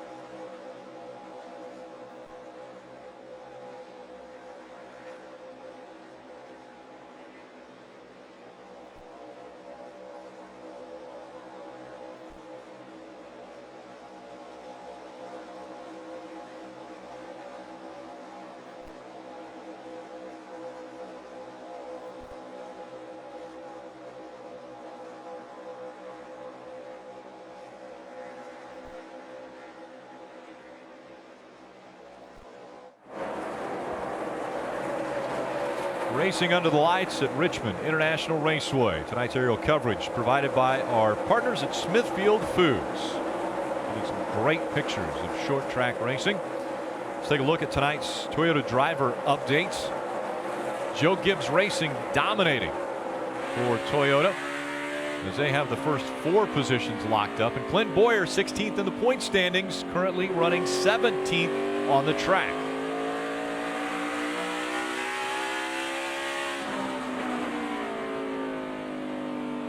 JGR, just incredible the momentum that they have, and it's coming as of late. They've won 7 of the last 10 races, 10 of the last 20, and they've won pole for 5 of the last 8 races. When you talk about momentum, Joe Gibbs Racing has it. No question, that's magical stuff to be part of a team that can do that, can put that run together. It's so important to be able to work together as a team. We saw these guys rubbing against each other. They're going to be fine. They're not going to have a problem with it. They know they're racing hard. They work hard together Monday, Tuesday, Wednesday, Thursday, but they race each other on Sunday. Going to dive deeper into those Toyota cars. Let's start with Kelly. When you're running 1, 2, 3, 4 amongst your teammates, sometimes that racing will get closer, even too close. We saw the 20 of Matt Kenseth get awfully close to the 19 of Carl Edwards, and here's what Matt had to say about it after. 19, sorry, that's my bad, crazy. I thought I had enough room there, and the groove just going to be up there. Okay, buddy, 10-4. He said no one's mad. Now he's led over 115 laps of this race, and behind him is the 18, his teammate, of course, Kyle Busch, who at one point won 4 consecutive spring races here at Richmond. He actually credits his other teammate, Denny Hamlin, for some of that success. He said, we work really well together. We feed off of each other an awful lot at Richmond. And our setups here are very similar, so we're able to feed off of each other, unlike at some other tracks. Mike? You know, Kelly, in situations like this, we talk about Joe Gibbs holding his breath. Well, that's really no joking matter. He may not be literally holding his breath, but he is very concerned. Had a conversation with him earlier this summer in a situation very much like this, and he talked to me about the tension. The team feels it too. I spoke with Dave Rogers, the crew chief of the 11 car this morning, about what happened last week. Felt like he had a shot at winning the Southern 500. He said it might have turned out differently if we weren't racing our teammate. Marty? Mike, remember we told you top of the show that Carl Edwards said he's treating tonight like a Saturday night short track race and just going to go out there and have fun. So when they told him, Matt Kenseth said, my fault for getting into you, he said, that's okay, man, we're just having fun out here. Very relaxed atmosphere on the 19 radio. He said it is very good for the first few laps, but then the left front goes numb, then the right rear goes numb. You guys were talking about how JGR is in terms of putting themselves in a position to win a championship. I was talking to one of the championship contending crew chiefs today, and Jeff and Steve, he said, I don't know how they're going to be beaten. They have the motors, they have the aero down right now, and they're so good on pit road. That's a pretty good combination going into the chase for JGR, isn't it? Oh, no question, and that's the big swing from a year ago. We talked a lot a year ago about Hendrick Motorsports having more engine than everybody else. Now everybody's talking about the Toyotas having more engine, and that's the way this sport works. You get behind, you work, next thing you know, you have the best engines and everybody's chasing you. So, you know, Toyota has done a great job helping Joe Gibbs Racing as well as MWR build really good race cars, and it's showing right now. They did not have the best power a year ago, but everybody in the garage right now says they do. Yeah, and listen, when you start talking about the playoffs and the NASCAR playoffs, you have to go back to the defending champion, Kevin Harvick. He dominated the playoffs last year, winning the last 2 races to win the championship. But you see here, not the night we were expecting out of Kevin Harvick. He's only running 12. His balance seems to be all over the place, Marty. And they've had some problems on pit road tonight, Steve. That's one of the reasons they're back there in the 12th position. Car not handling to Kevin's liking either. And what they did was Mike Casto, the jack man for the 4 car, has had problems getting the car underneath the left side the last couple of times. There you see them. He's going to his backup jack, and they were changing the handles and the left side handle of it as well, so he can carry it a little bit better. Certainly a distraction for this team, but that's been the problem on pit road. They've been having a problem getting the jack underneath the left-hand side of the car, and losing spots on pit road, never what you want, especially at a short track like this, right, Steve? No, you're absolutely right, Marty. And what they can do is you see this jack right here. This is the pad right here that actually goes underneath the car to jack the car up. So what they're going to do is they're going to change the jack. So if the car's too low, the 2 crews have different height jacks. What The reason you wouldn't use the lowest one all the time is because the right side of the car, where it's up in the air, it's harder to place that jack underneath there. So now that they have a problem on the left side of the car, they'll have to change it. But unfortunately, it took a few pit stops and a few lost spots to get there. That jack weighs about 35 pounds. And remember, those guys can come to pit road, change 4 tires, 18 gallons of fuel in the gas tank, and they do it in about 11 seconds. I still believe this. I know the 4 cars not having the kind of night we've expected them to have, but much like Hendrick Motorsports, they've set this example of how good they can be. You think about the laps Kevin Harvick has led, think about all the points they've gained going into this championship. You have to consider them to be one of the favorites. Absolutely. 10 second place finishes for Kevin Harvick. Right now, Matt Kenseth dominating at Richmond.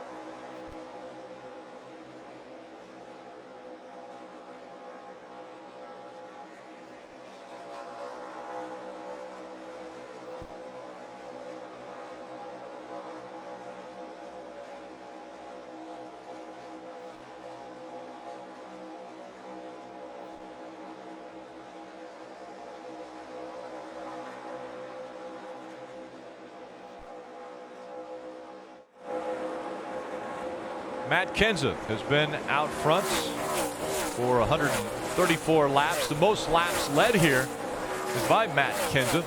140 laps back in April of 2013. That presented by Sprint. Follow Miss Sprint Cup on Twitter now for a chance to win an autographed hat from tonight's Victory Lane. Who will be in Victory Lane tonight as we've completed 173 of the 400 scheduled laps? Matt Kenseth has been dominant. You see him trying to put Paul Menard a lap down. That's exactly what we talked about early in the race. Clint Boyer, that's what he wants to see. He wants to see Paul Menard get a lap down. Clint Boyer's worked his way up to 18th, so that gives him a little bit of an opportunity to gain some spots in case we have a new winner. The guy that's 16th in points now, he would be bumped out. So that's an opportunity for Clint. And Clint Boyer right now 3 points behind Paul Menard, so 3 more positions and they would be tied in the points. 4 more positions and Clint Boyer would take himself off the bubble. And so right now, the 27 car, Paul Menard, their race has just begun. He's got to do everything he can to stay the first car 1 lap down, because if he does and the caution comes out, he'll get the free pass and get back into the lead lap. So you see Trevor Bayne behind him. He's racing. He's trying to do his best to keep him behind him to not lose that lap. As they're running, Jimmy McMurray, of course, in once the green flag dropped. The others looking at points. Newman, Gordon, and Menard. And Boyer all above the cut line. So again, 16 drivers will make it in. And all these teams have their engineers looking at these points, trying to make sure they understand where they are on the racetrack, what position they're running, what they're going to have to do, because they may have to base their strategy on that. They may have to make a gamble that they really don't want to make in case of a situation coming up like we're seeing with Paul Menard. They'll be paying attention to this all night long. You know who doesn't have to worry about points is Kyle Larson. Kyle Larson just needs to worry about the win, and that's what we're seeing out of this 42. You know, when I looked at those points as they run, those guys were in the 20s, the 30s, the high teens. Kyle Larson and this 42 team, they've got this Target Chevy all the way up to 6. He's run very well. He's run consistent. This is the guy, at the beginning of the year, we all had Kyle Larson circled as, oh, this will be his breakthrough year. He's going to get the victory lane. And it starts with a run like this. They just have to start incrementally getting better, Mike, and eventually they'll break through. And you make a great point, Steve, too. He only needs to worry about the win, and it was reflective in his attitude and the team's mindset going into this race. Chris Heroy told me this morning, he said, look, you live for moments like this. If you're a sports fan and you follow college basketball and you're a Cinderella making it through the brackets, it's kind of like the situation we're in right now. He feels good about it. He feels like he's got a shot at maybe walking away with a victory and punching his ticket to the chase. The other thing we've got to keep our eyes on is this is the longest green flag run we have had tonight. They've gone 55 laps, which means now we've got to start looking at the tire situation as far as that fall off and those wearing out on these cars. Yeah, whose car is handling the best that allows the driver to manage the tires, drive straight up off the corner. Now, what I mean by straight is you're not going to see it.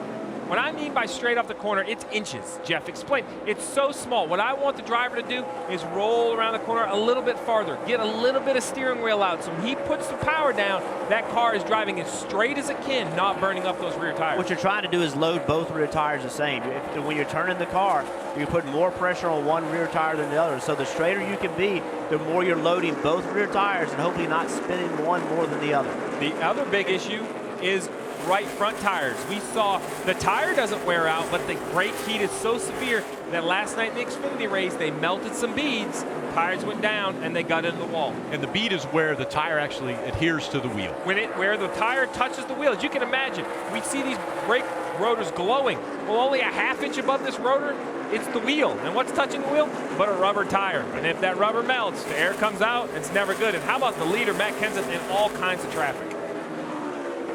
Matt Kenseth trying to keep his lead over Denny Hamlin and teammate Kyle Busch. Kelly?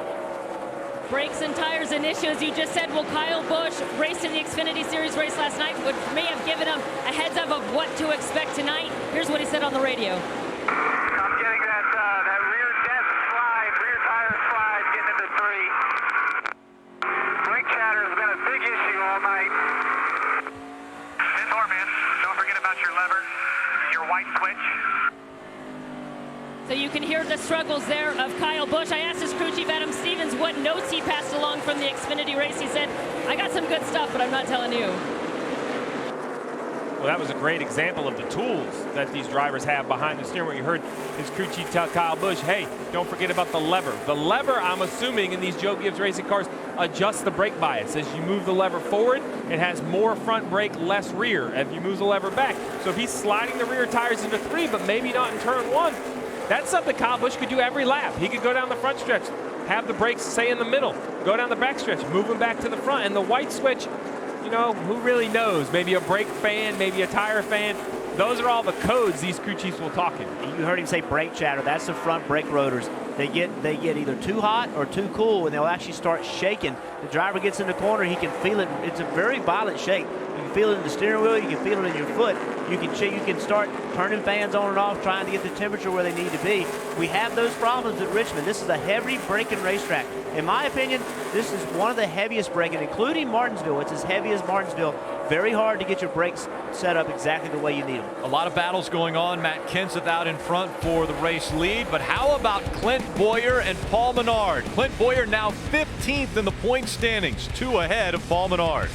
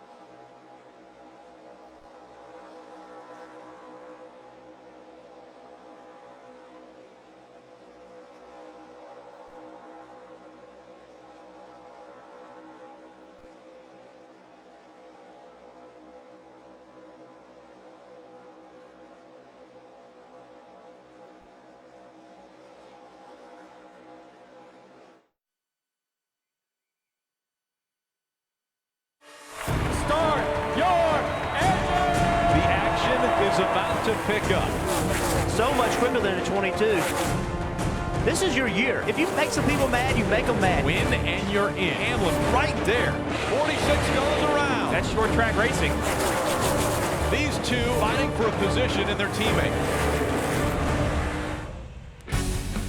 The playoffs start next week on NBCSN. Challenger round of the chase for NASCAR Sprint Cup. Flying AFib risk.com 400 next Sunday at 1:30 p.m. Eastern. Saturday, Xfinity Series Racing. Chicagoland at 5:30 p.m. Eastern. NASCAR is on NBCSN. Matt Kenseth is on rails here at Richmond. See, just let Casey Kane, another guy that needs a win, try to get himself in the chase. Sam Hornish Jr., we saw him not pit when other people pit. He has more laps on his tires. He hasn't fallen back that far, though. He's still running 18th. When he pitted, he was running 19th, so it wasn't that big of a loss. And I was wrong. I thought those tires were going to be a huge disadvantage, and it has taken 72 laps, the longest green flag run of the night, for Sam Hornish to get laps. So I really believe that a timely caution, 20 or 25 laps into this run, and that would have been a good strategy. Matt Kenseth's pace is just so fast. I mean, the next guy to lap is Austin Dillon in 17th. So that shows you how fast this car Matt Kenseth is. Just going through the field so quickly. Be thankful he has a couple of Joe Gibbs Racing teammates behind him, because Denny Hamlin and Kyle Busch are the only ones within 10 seconds of Matt Kenseth. Jamie McMurray, great recovery from a poor qualifying effort running fourth. And we would say that Clint Boyer is running well. He's running 15th, so he's moved up and he's helped his points position. He's currently 15th in the point standings, but ultimately he's in a bad position to get lapped here in maybe a lap or two, because he's got Matt Kenseth coming. Yeah, but he just continues to run his race. That's what he has to do. He's fought back to 15th. He can't panic. He's been relatively calm on the radio, and you see here he's working on the 41. That's a far cry from where he was when he started the race. He could barely stay in the top 30. Kelly? Clint Boyer said he was going to race his heart out for the 200 men and women who work at Michael Waltrip Racing, who deserve another chance to fight for the championship. Clint Boyer, unusually quiet on the radio. The team thinks he's just focused on the task at hand. His biggest complaint, just a little bit loose in and tied off. Loose in, tied off. That's a classic move right there, Jeff. Enters the middle of the racetrack, gets it turned, gets that great run down the hill. He just made that really high entry. It was that Richmond offers you that opportunity because of the big sweeping entries. He just stayed up really late, never got to the bottom of the racetrack till he was leaving turn 2. Dave, you have something on the 41? Jeff, you see him going the wrong way. That was a top 5 car just 60 laps ago. But on this run, after he started out saying it's loose and it comes to me, he said, quote, I feel like I'm chunking a left front. And then more recently, he said, I feel like that left front has more air in it than it's had all weekend long. So Kurt going the wrong way. Needs an adjustment. A lot of drivers, I'm sure, going to be wanting an adjustment, but they're feeling something that they haven't felt all weekend, and that's because they've been on the racetrack under green flag conditions for 78 laps. This is the longest run anyone has had on these tires. And we know these tires were built to wear out. We know they were built to lose a lot of speed, so whatever handling issues you have, they just get worse. A lot like we saw last week at Darlington. Those tires were built the same way. They're built to wear out, to hopefully give cars that are in the back, cars that are built to have better setups for longer runs to be able to take advantage of it. Now, Matt Kenseth, he's got a setup for the short run and the long run. Right now, he's just beating everybody in both categories, but that's what this tire is all about. Yeah, Matt Kenseth is definitely set up. In the top 5, Jamie McMurray. Dave. And Rick, you saw him lose a position to Jimmy Johnson right there. His car's a little too tight in the middle right now. He's been both pessimist and optimist tonight. Early on, he said, it's horrible. But then they told him, you're the fastest car on the track. And then later, he said, guys, this car is really good. We just need to believe we can do it. Marty? Dave, earlier, Brad Keselowski had a top 3 car, then lost track position because they went the wrong way on an adjustment. They've undone all of those adjustments now. Restarted 9th on this run, has worked his way up to 6th here. He said the car is tight right in the middle. He said, I'm doing everything I can. You see him go up the track right there to get it to turn in the middle of the corner. That's where he's really struggling. Paul Wolf told me they're going to pit about lap 215 or so. Mike? Marty, one of the reasons crew chief Chris Heroy of the 42 team was so confident coming into tonight was because he saw great tire wear throughout the course of the weekend. That's been the case here tonight. Although they are losing a little bit of ground on the competition as we speak, Kyle said he was over-rotating the corner a little bit, and he's losing his forward drive off. Meanwhile, another guy who's looking for a win tonight to punch his ticket, that would be Eric Almirola. He told me this morning, he said, there's only one way to approach tonight's race. He said, look, we're an underdog, but we can't get over our heads early. We need to race the first 75% of this race the way we normally would. But then in the last 25%, then we need to go for it. We're not right at the 75% mark, but we're getting closer. Kelly? Casey Kane, another driver that needs to get a win to get in the chase, but his crew chief, Keith Run, said, I'm approaching tonight just like any other race. I don't really feel the pressure as others might. He said, as long as everyone on our team does their job to the best of their ability, that's all we can really ask for. Casey started 20th, he's 19th, now 18th, hasn't really been able to do much, but he said his brakes have started vibrating, and he's lost front grip, and in the car, we've got a caution, Rick. Yeah, cautions come out for debris on the racetrack. This is the 4th caution that's come out.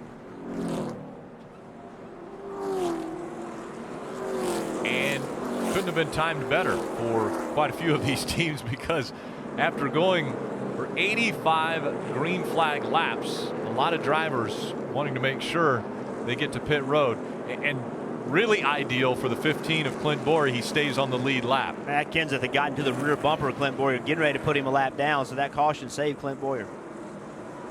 Big break for the 22 and the 19 as well. Yeah, the 22, he had stayed on the last caution. You know, he had lost some positions, but the 19 was definitely losing some spots. This caution helped him as well. You see right here, this is right before the caution.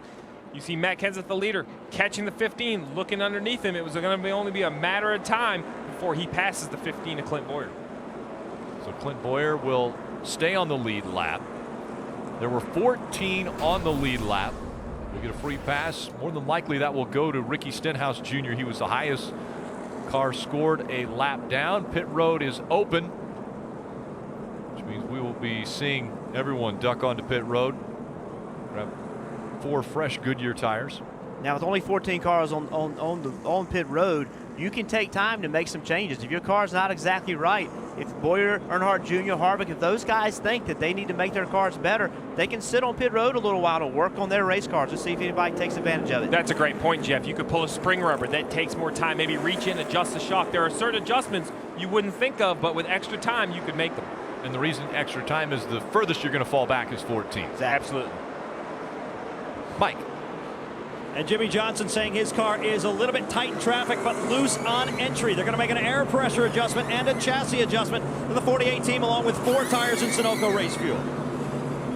Denny Hamlin, meanwhile, very fast race car. He doesn't want any adjustments. They'll make a slight air pressure adjustment and a 4-tire change there as well. Kelly? The team's struggling to hear Matt Kenseth over the radio in that 20 car in the lower right, but it sounds like he's happy with his car over the long run. Meanwhile, Kyle Busch, his teammate next to him, said he's just way too loose. I can't keep the pace. I'm losing ground to the 20. 4 tires and fuel for the 18. We're 12 laps past the halfway point of this, the Federated Auto Parts 400 from Richmond International Raceway.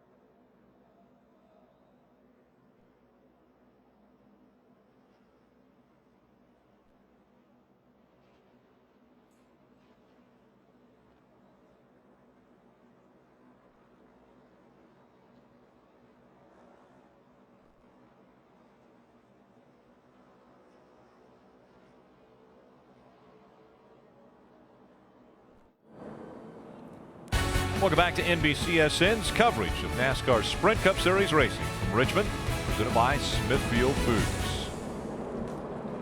Sunday nights is football night. Eli Manning, Giants face Tony Romo and the Cowboys on Sunday Night Football. Bob Costas, Dan Patrick host Football Night in America. Live coverage from Arlington, Texas begins 7 p.m. Eastern, 4 Pacific, only on NBC.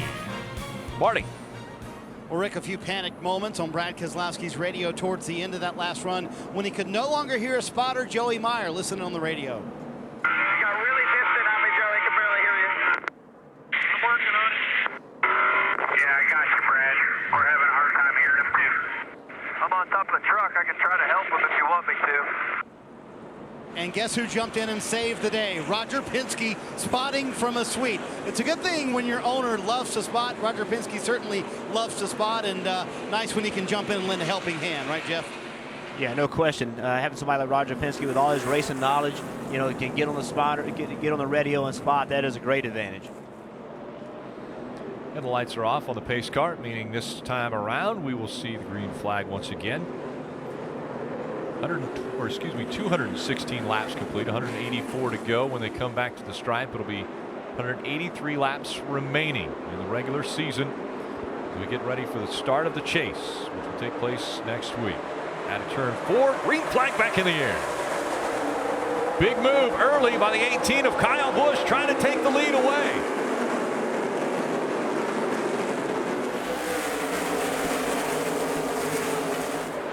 Busch leading in Richmond.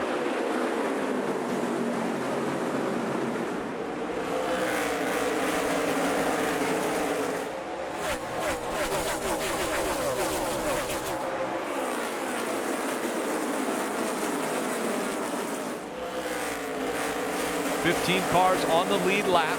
Running 15th is Ricky Stenhouse Jr. He got the free pass.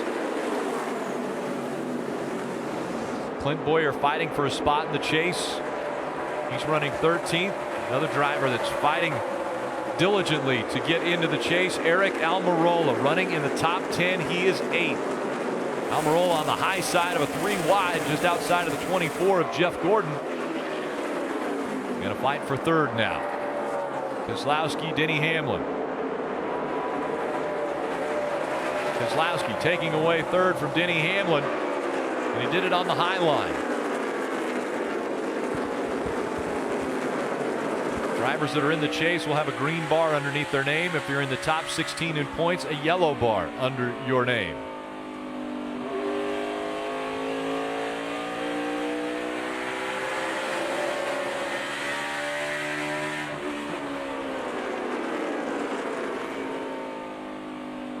Matt Kenseth has been so dominant tonight, leading 179 of the 221 laps, but now his teammate Kyle Busch is in front. Will Kyle be able to stay in front of that 20?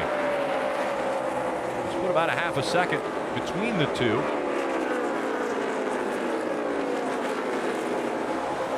Brad Keselowski running 3rd, Denny Hamlin, Jimmy Johnson, all in the top 5.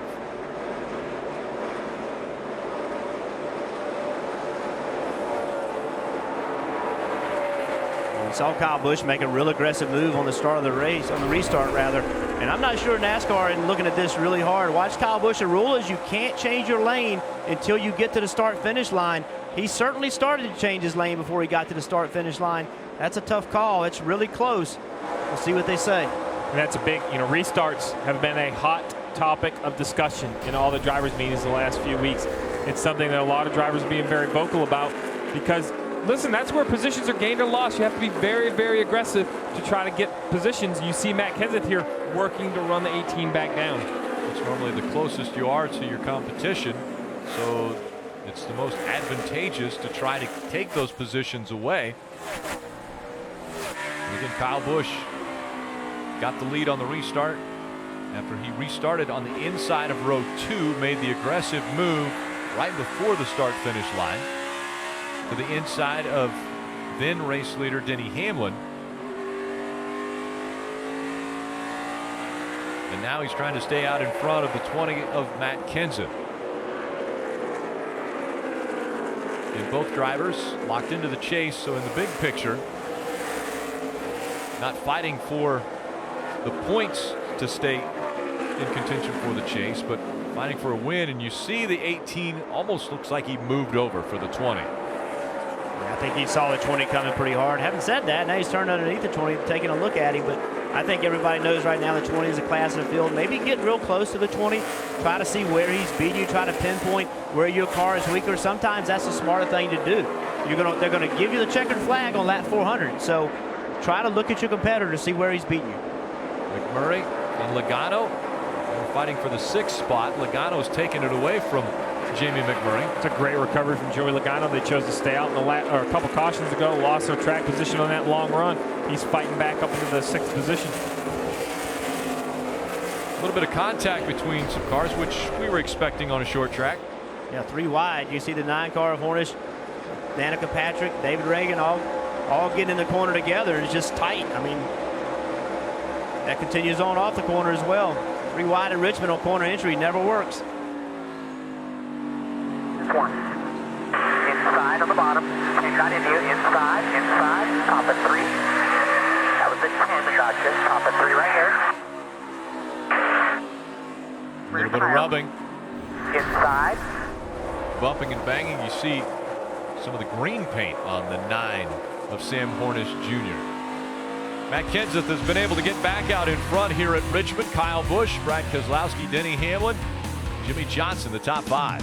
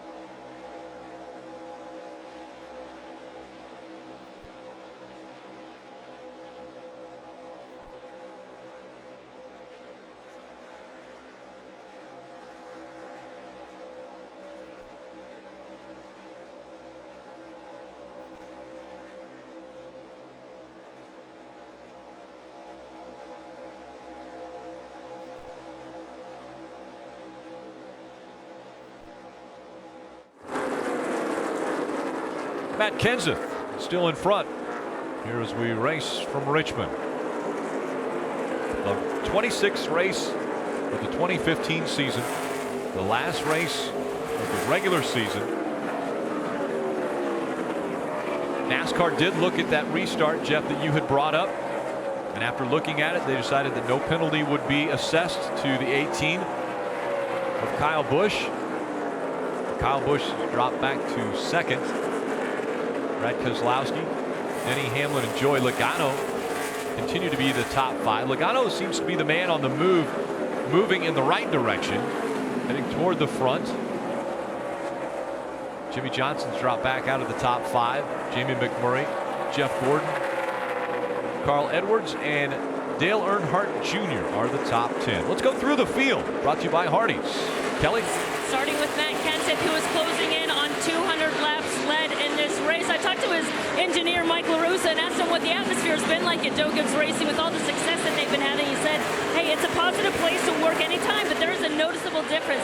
He said it feels a lot like 2013 when we had 7 wins and we were the favorites headed into the chase. He said everyone works hard in this business, but when you start bringing trophies back to the shop, everyone's a little bit more motivated to stay that extra hour, give that extra effort, and that has certainly been the case at Joe Gibbs Racing. And behind him, that's his teammate Kyle Busch in the 18 car. His crew chief Adam Stevens told me today that this is an important race because it's all about momentum. He said you can have good equipment, but you still have to execute. And with the way that the chase is formatted, so much can happen in 3 races for each round. He said it could just kill your year. We need to be firing on all cylinders as we head in, Mike. And Kelly, talking with Dave Rogers, crew chief of the 11, he said he felt like their Richmond package had been off the last few races here, so they made some adjustments to their setup. One thing they didn't take a chance with, they brought a great race car. This is the car they won the All-Star race with. Dave Rogers was extremely confident would be good tonight. It has been. The only thing that Denny has asked for is a little bit more wedge next time down pit road. Marty?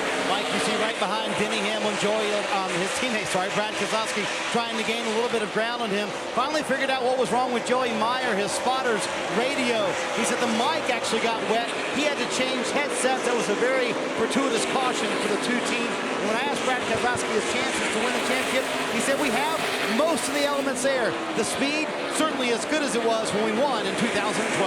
Kelly? Joey Logano now working his way back forward. Remember, he lost a lot of track position after they stayed out on a caution. He has won 3 of the last 8 short track races. I asked his crew chief what makes him a good short track racer. He said he's just a good all-around racer. If he ever has a weakness, he focuses on it to improve it, and he keeps great notes, which makes him a great racer. Right now, Joey Logano's been working the track bar to help with the tightness in his car, Mike. Kelly, it's been a solid night for the 48 and Jimmy Johnson, but it's been a lot of work. Johnson has worked various lines on the racetrack trying to find where his car would operate the best. In fact, with their adjustments, they've gone backwards now. They're getting back to their initial setup. The car's been tight in the center. Mike, it's the same case for Jamie McMurray, who's lost 1 position since the restart. His crew chief, Matt McCall, is a pretty confident guy. Talked to him this morning about just starting this race and making the chase. He said, yeah, well, we expected to be here, so we would have been really disappointed if we hadn't made it. I get over accomplishment real quick. Behind him, speaking of accomplishment, 4-time champion Jeff Gordon trying to make it into the chase.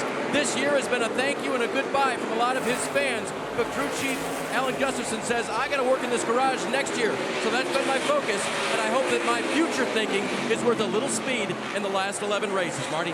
Dave, when Carl Edwards was asked to summarize his season heading into the chase, he said, you know, our confidence started at about an 11 on a scale of 1 to 10 at the beginning of the season. Then we realized we had to go to work. But he said now, with everything working as well as it is at JGR, the confidence is back to an 11. Right now for the Southern 500 winner, car too tight from the center off. But he told Darren Grubble a moment ago, it is better than it was on the last run, Mike. Dale Earnhardt Jr. has already gone to victory lane this year, so he is already in the chase. So this race takes on a different meaning for this race team. His crew chief Greg Ives told me today, he said, look, we'd love to win tonight, but at the same time, we need to prepare for the chase. He admitted, we're trying some things now that might help us at some of the other short tracks coming up. Some things that might help us at New Hampshire and Phoenix. Races that may ultimately dictate who wins this championship. They're happy with their performance right now, but they are learning for the future. Meanwhile, Kyle Larson, there is no guarantees he'll be racing for the championship. In fact, the only way perhaps he'll get in is by winning tonight. He said he leaned on his teammate, Jamie McMurray, earlier this week because they've run so well here in the spring. It helped them come up with a different setup, reset where they are, and it's made a difference. Kyle's been very happy, although just a little bit loose in. Hardy. Like we documented the issues with Kevin Harvick's pit stops earlier today. Couldn't get the jack underneath the left side of the car. Happy to report that on the last stop, everything went fine. They were able to get the car up on the left side, no issues at all. And in fact, chassis-wise, handling much better for Kevin Harvick on this run. He said it started out really good, but now is starting to plow, Kelly. Cliff Bowyer doing what he needs to do to get back into the chase. When it was announced that Michael Waltrip Racing was closing its doors, there was no quit from the team, but crew chief Billy Scott said that just fits with the character of this company. Everyone has held their heads up through good times and bad. Right now, Cliff Bowyer said center rotation's pretty good. The car is getting better. There was one point in this race where Eric Almirola felt like his car was much different than it was in practice. It was performing at a high level. He was moving to the front. But suddenly, recently, it seems like they've reverted back to the way they were in practice Friday. The car is very tight in the center, and it won't turn. Eric's not happy. Expect more adjustments next time down pit road. Rick? And while we were going through the field, the 9 of Sam Hornish Jr. had a left rear tire go down, so they had an unscheduled pit stop. They had to make their way onto pit road. 147 laps to go, meaning we've got a couple more stops still. We do, and what you heard right there, that report from Eric Almirola, is what makes what Matt Kenseth is doing so impressive. The 43 at one point drove all the way up to like 7th or 8th in the field, had great grip, but the track is changing. Something is changing his race car. But Matt Kenseth has led 207 laps. So even with the changing track, the rubber, while it's not heavy on the racetrack, it goes down and comes up under cautions. It's not affecting this 20 car. He continues to pace the field. The only difference I see is before where he would get off to a 2 or 3 second lead. Not this time. Kyle Busch has improved the 18 M&M's Toyota. He is running second, only a half second behind him. Kyle Busch, after jumping out front, will grab the lead for a few laps, 9 to be exact. It's all Matt Kenseth once again.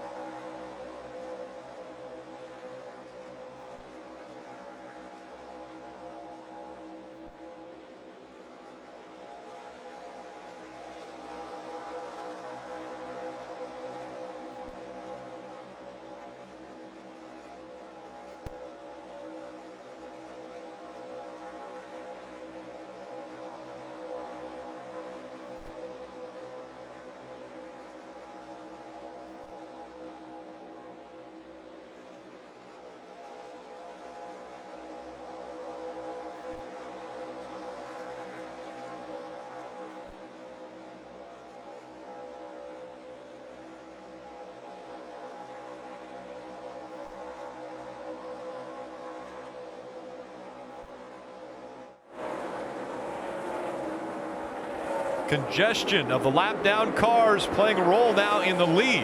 Matt Kenseth still has the top spot, but Kyle Busch has been able to close the gap as the two trying to weave their way through some of the cars that are already a lap down.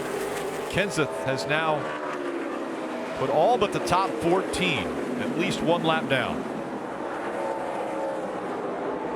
Joe Gibbs Racing has been top 3 every green flag lap since lap 127. That's pretty dominant. The only one that's fallen out of the top 3 was Edwards, and he's running 9th now. And we talked about it a little while ago. You know, we see the 18 car right there. He's been able to keep pace with the 20. The 20 got by him, but since then they've pretty much stayed that distance apart. So the 18 can make just a little bit of improvement in their car. They can maybe take a shot at the 20, but the 20's just been so hard. And one of the difficult things for the 20, they've been so good that how much do you work on it? You know, how much do you try to make your car better? All these other guys know they're beaten if they don't get better. So those guys are going to be working on their cars. Difficult time for the 20. How how complacent do you get? One of the hardest things in racing is to know when to do something different. If you don't make your car better, someone else may and end up beating you. And if you look at the big picture, Matt Kenseth has 3 wins already in 2015. The most any driver has won in 2015. Jimmy Johnson and Kyle Busch is 4 wins. You get bonus points for the first round of the chase. You get 3 points for every win. So if Matt Kenseth can go on to win, he's in a tie right now for the lead as they enter the first race of the chase. And still in the top 5, Brad Keselowski running in that 5th spot. Marty? Hanging on to that 5th spot. Hey, Steve, I got a new one for you. Keselowski came on the radio about 15 laps ago and said, quote, "I'm dump trucking off turn 4." I would assume that means the car's a little tight. And you know what? If you're going to complain about the same thing all night long, Burton, as a driver, you might as well make up new phrases to call it, right? Everybody, tight in the middle and tied off. That's what Brad Keselowski's struggling with right now. Yeah, Marty, rule of thumb for me in my racing career is comparing what you hope to be a good driving race car to really any other vehicle, especially a very heavy one that carries gravel, is never a positive. Dump trucking. I don't really know what that means, but we're going to assume it's not good. It must be a really fast dump truck because he's still in the top 5. Kenseth, Busch, Hamlin, Logano, Keselowski. Top 5 at Richmond.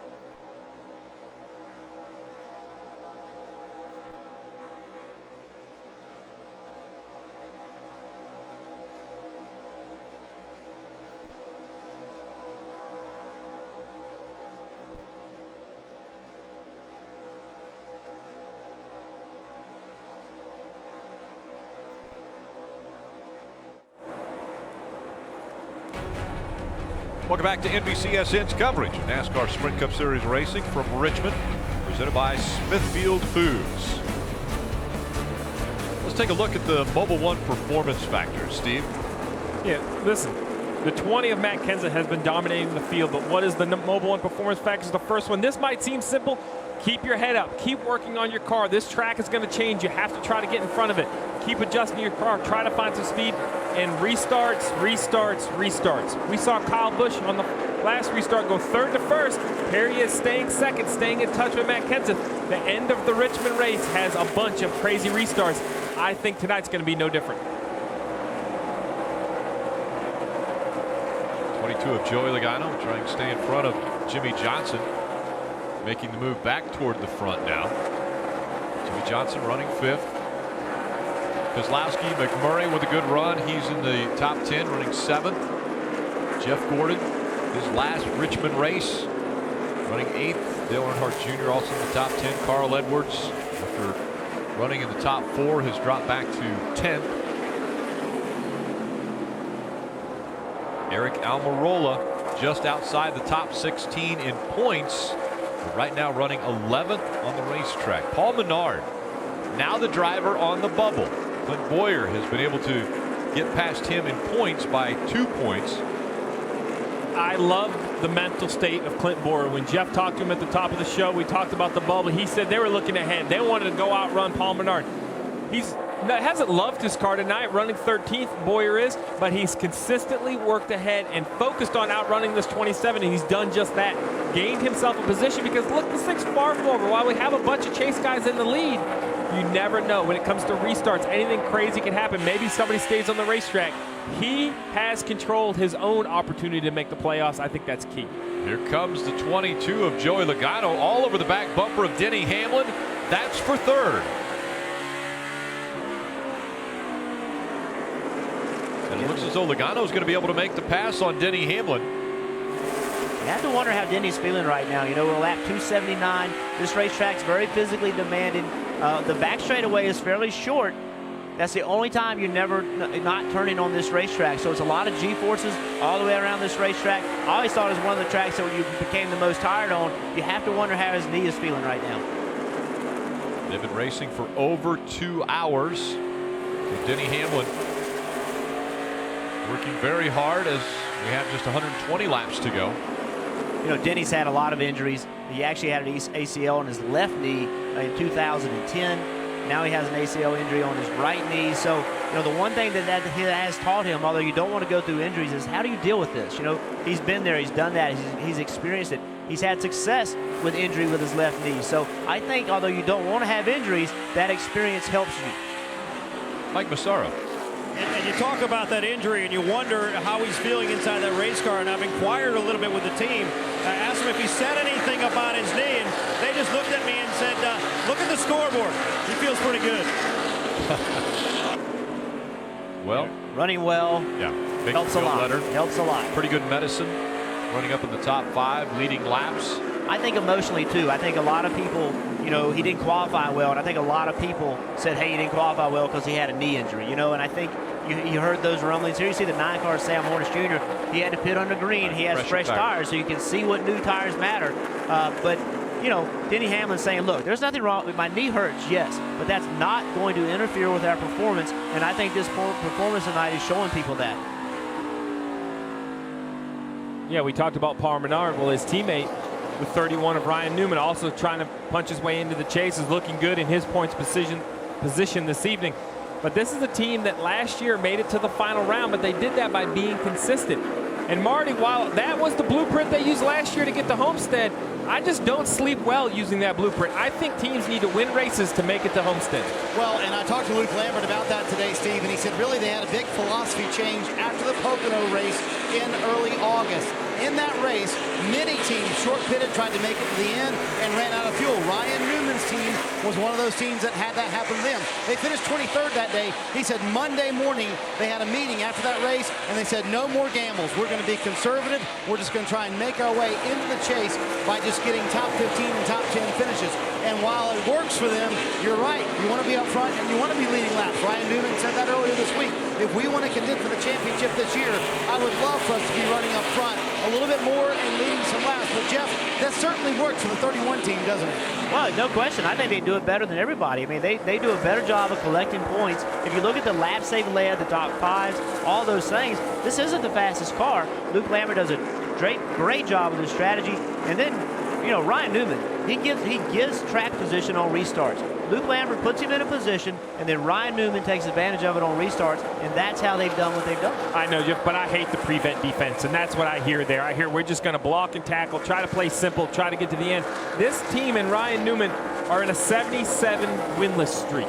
77 races. If they're going to compete with the other 15 cars that make the playoffs, they're going to have to end up in victory lane. Last year, it was as if they split the switch. When they got to Homestead, they were competitive, racing for the win, and it looked as though there was something taken off of, like a restrictor plate, almost taken off of Ryan Newman as he was able to challenge for the lead, and we have a caution once again. Kevin Harvick was just lapped. He was scored 14th, 1 lap down, but because of the caution, we will get a free pass, and more than likely it will go to Kevin Harvick. He will get back on the lead lap. I wonder how many free passes the 4 has got this year, because I don't bet it's many. Very many. I would say that might be one of the first. Pit road is closed. The caution has just come out, and the pace car will collect the entire field once NASCAR has deemed that everyone is caught up. The other thing that's happened, that debris. The other thing that's happened, the 20 at Kenseth has been so fast that he's gotten so many cars between himself and the second place car. When they come on pit road, he comes on with such an advantage. It's taken a lot of pressure off his pit crew as well.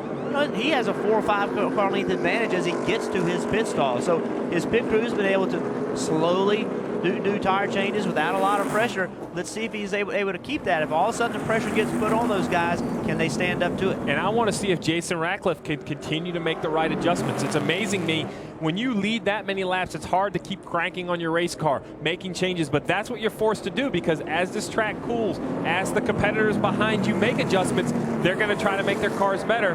And now the pits are open, Rick. Pit road is open. Steve, you mentioned earlier, fuel run anywhere from 110 to 115 laps. We're 110 laps to go. Mike. Jimmy Johnson saying his entry and his exit are pretty good, but he's real tight in the center. He's been playing with the track bar quite a bit. They're going to make a chassis adjustment, an air pressure adjustment, 4 tires, and fuel. Kelly? Al Busch in the upper right had a vibration for a couple laps, but it seems to have worked itself out. He said, I want more of what you gave me last time for longevity, 4 tires and fuel for him. Below him, Matt Kenseth, who's been absolutely dominant, said his center is tight, which is hurting his exit, then suffering 4 tires as well for the 20. And Joey Logano, the 22, has worked his way back up into the top 3, said it was just a little bit tight, not too bad, 4 tires and fuel for the 22.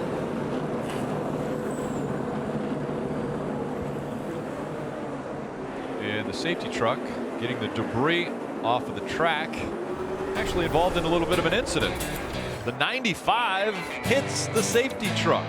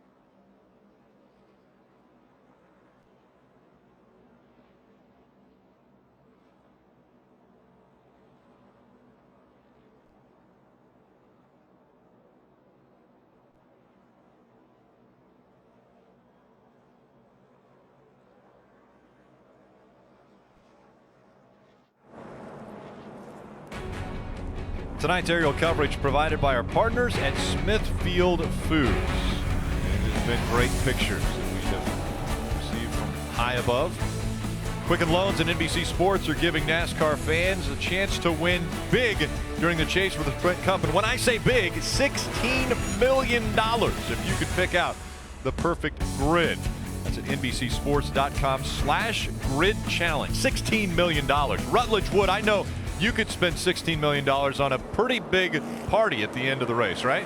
Rick, that's exactly what I'm going to do. But I started to notice we're almost 3/4 of the way through this race. Some of these crew guys are starting to get a little bit sore, a little bit tired. So I found this stationary bike down here in the 2 crew. Plus, then someone else was out handing out ice cream. So it's a really interesting time. We're going to see possibly more mistakes being made on pit road because these guys are starting to get a little worn out, a little tired. You're going to see more guys stretching and hopefully more ice cream being handed out down here. But Rick, huge party after the race. Don't forget, buddy. Looking forward to it.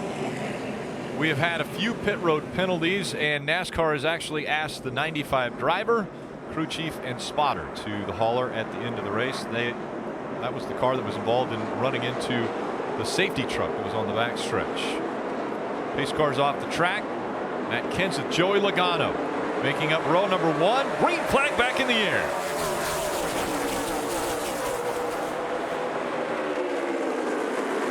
Penalties that I had mentioned as we see him go 2 wide still for the lead, and the 18 of Kyle Busch was looking to the inside, but now he's dropping back and fighting for that 3rd spot with the 48 of Jimmy Johnson, as Joey Logano making the move on the outside, trying to take the lead away from Matt Kenseth.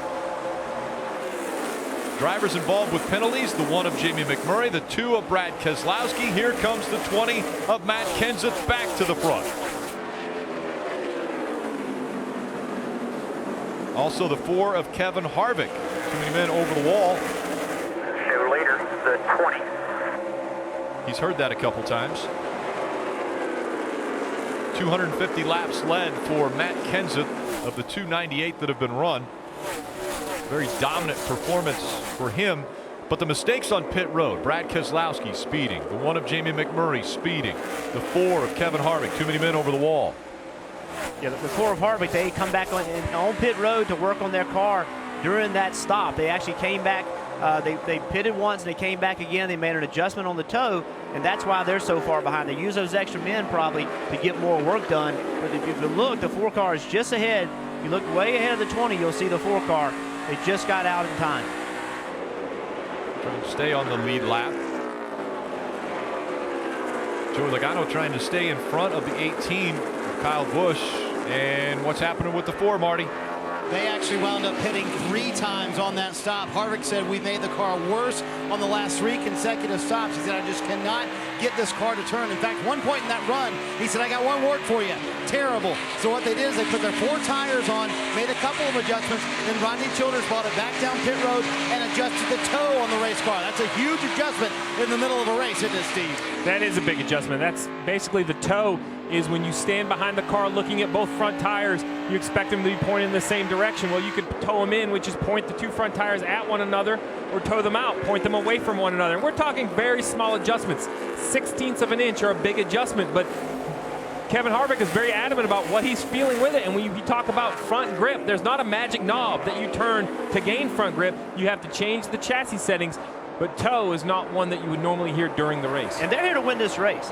They said they figured they could not win the race the way they were. They may as well come in and make a change. They lost a lot of track position, but if you can't win the race and you're in the position they're in with points, why not go for it? Denny Hamlin, 48 of Jimmy Johnson, side by side. Hamlin fighting through a torn ACL and doing it admirably tonight as he runs 4th. And we see right here, we see Jimmy Johnson, Jeff Gordon, Dale Earnhardt Jr., 5th, 6th, and 7th on the racetrack. While they have not shown the speed that the Joe Gibbs Racing cars have tonight, what they have done a very good job of is executing. They've taken cars and consistently made them better, had good pit stops, had good restarts. And while 5th, 6th, and 7th are not the goal of these 3 race teams, it is what they are going to have to do in the chase, Jeff. You can't just say, well, we're not fast enough and give up. You have to continue to work on your race cars, but then the drivers behind the wheels and the pit crew on pit road have to fight with the car you have every night, every race.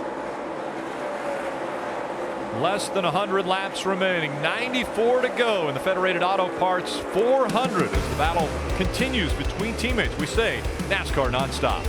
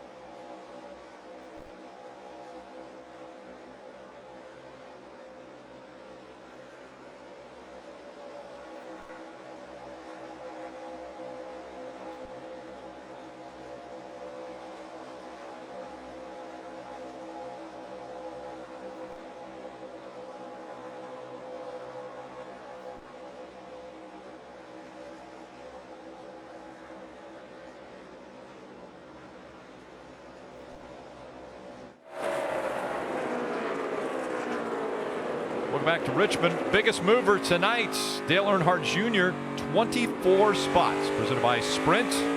Stop in at Sprint and cut your rate plan in half. Just bring in your Verizon or AT&T wireless bill and turn in your old phone. With just 86 laps to go in the regular season, take a look at our chase grid. Because Matt Kenseth is out in front, if he gets the win, it will slide him into the second spot in the chase grid. With 4 wins, Jimmy Johnson will be the leader entering the first race of the chase.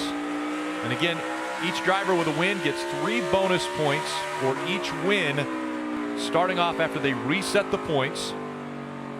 And right now on the cut line, Paul Menard, 24 points in front of Eric Almirola. Almirola still running in the top 10. He is 8th. Paul Menard still a couple laps down, running 24th. 2 laps down to Matt Kenseth. And I'm sure Matt Kenseth and his team would take the win right now if you're going to give it to him, but that's just not how things work. How many times have we seen these races where a guy goes out and dominates, leads by far the most laps, get a late caution, have a bad pit stop, bad restart, somebody makes their car better, end up winning, only leading maybe 20, 25 laps. So, you know, Matt Kenseth and his team, they've seen this picture before. This thing is not over. You never know until the race is over. Closing in now on the 4 of Kevin Harvick. We saw Kevin trying to stay out in front, made some major adjustments to the car on the last set of pit stops. And he is running 14th, but trying to stay in front of that 20 of Matt Kenseth to stay on the lead lap.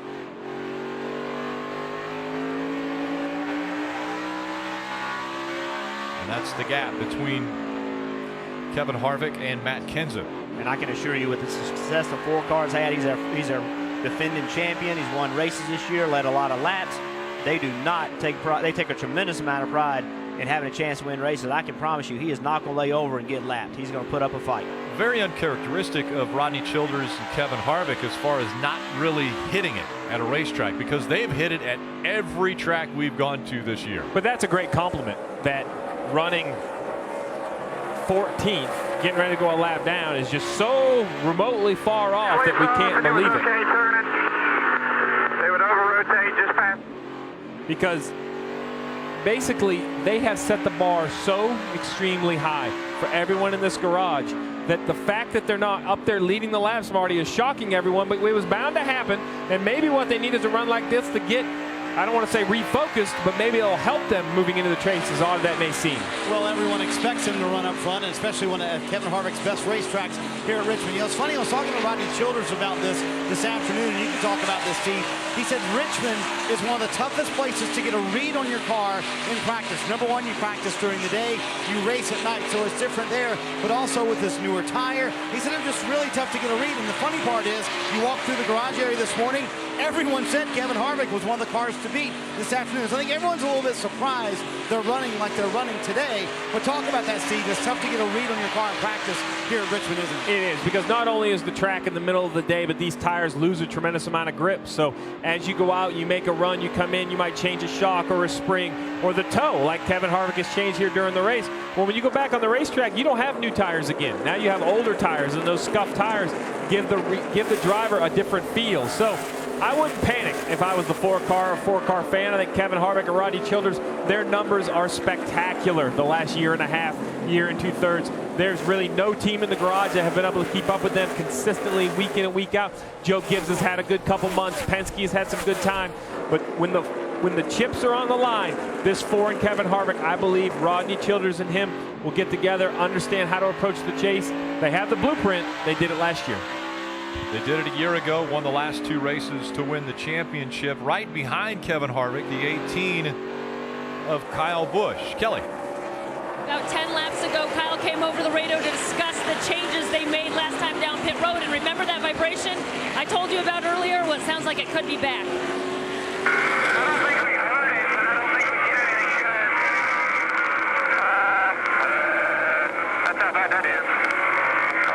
Just a little tight center, I guess. That's all I got. Here there, Kyle, they're demonstrating just how bad that vibration is. He's got 4 wins here at Richmond, but only 1 top 10 in the last 5 times out here at this short track. Well, we talk about drivers needing to give good feedback. Made it as clear as he could make it, didn't he? Not only did he tell me how to vibration, we could hear the vibration through the radio. Matt Kenseth out front.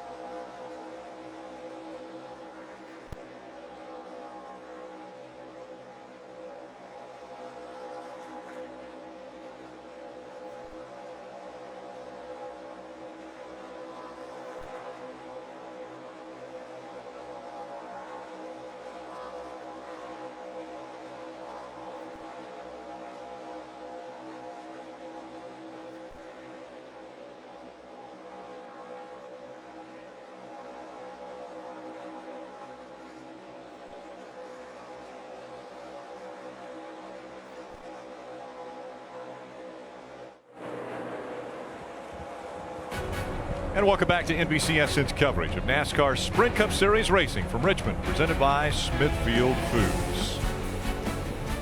Monday morning, Dan Patrick talks with tonight's Sprint Cup Series race winner from Richmond. Don't miss the Dan Patrick Show weekday mornings, 9 a.m. to noon on NBCSN. Dan Patrick will be very busy as Sunday Night Football picks back up.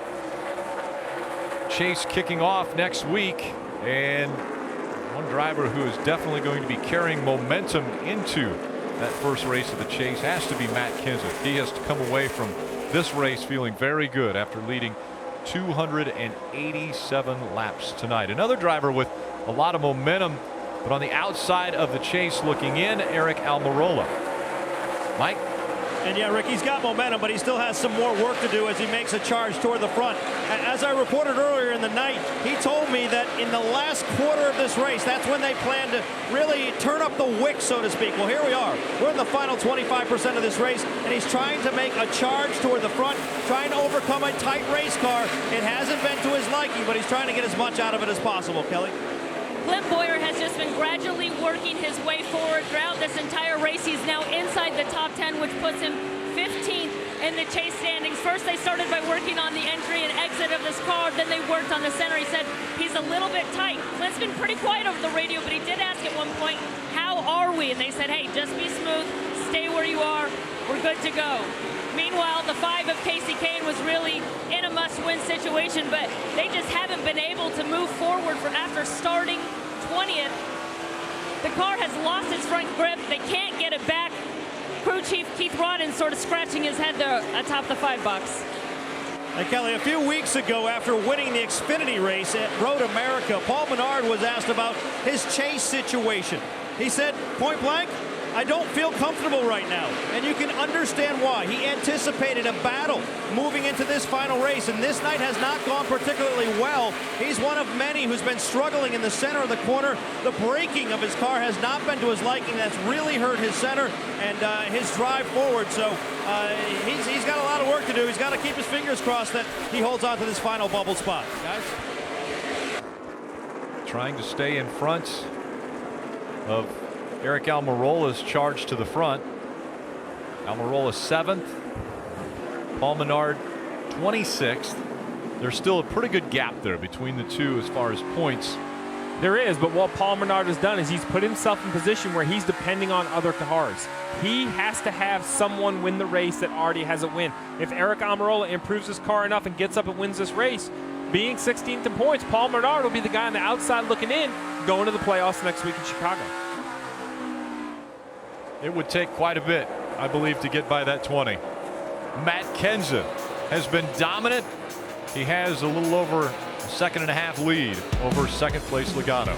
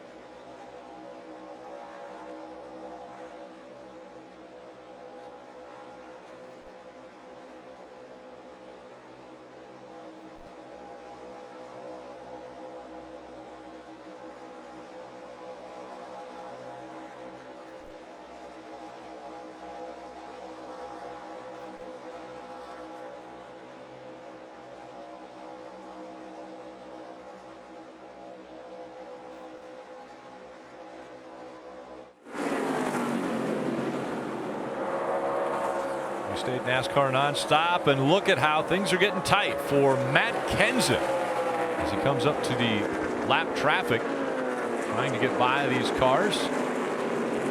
Ryan Newman, one of the cars he's trying to put another lap down. Newman already 2 laps down to Matt Kenseth. That's how good Matt Kenseth is tonight.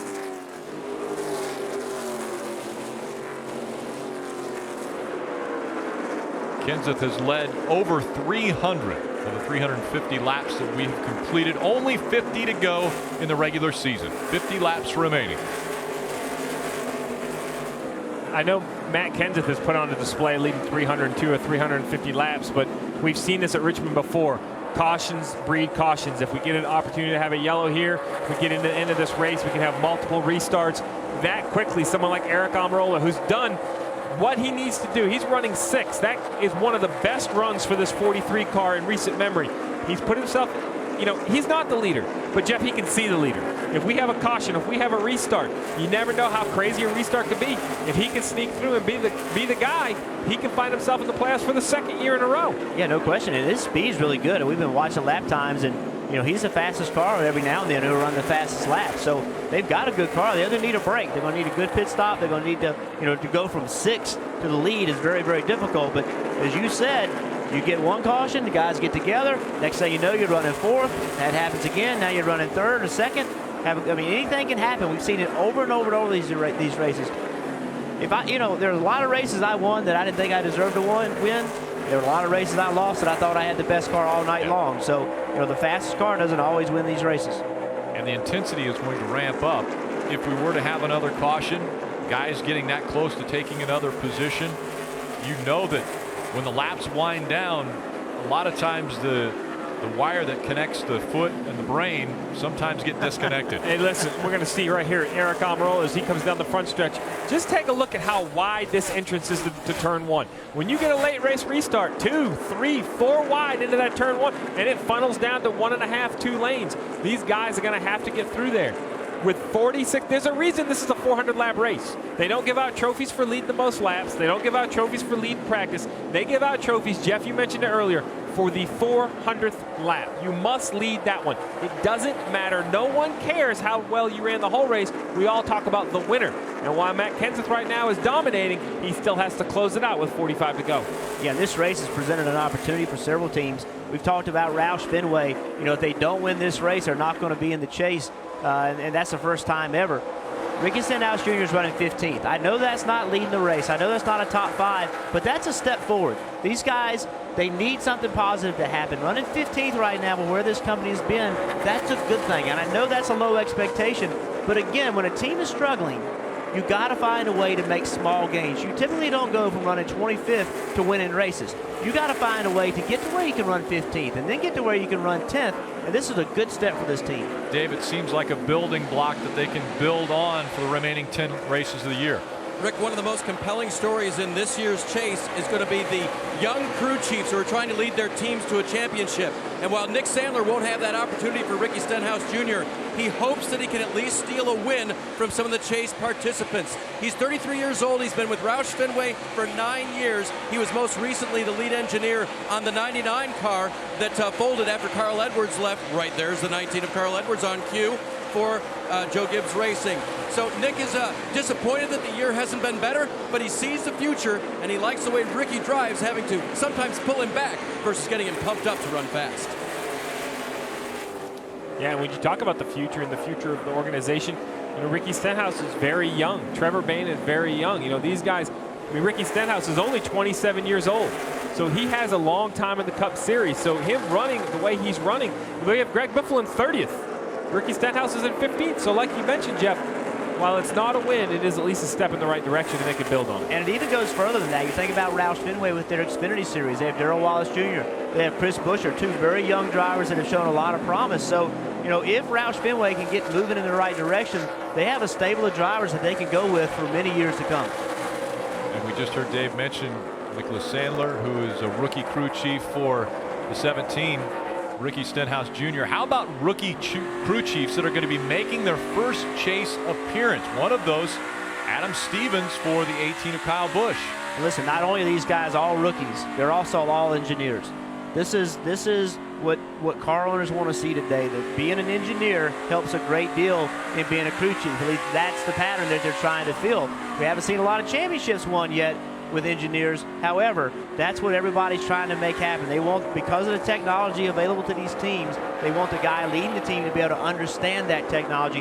Every one of those new crew chiefs, every one of those rookies, first year in the chase, they're all engineers. Yeah, what do engineers need? They go to school, they learn engineering, but they need some real-world application. And that list of engineers that are getting these positions, they've been raised in these race teams. Adam Stevens has been at Joe Gibbs for years.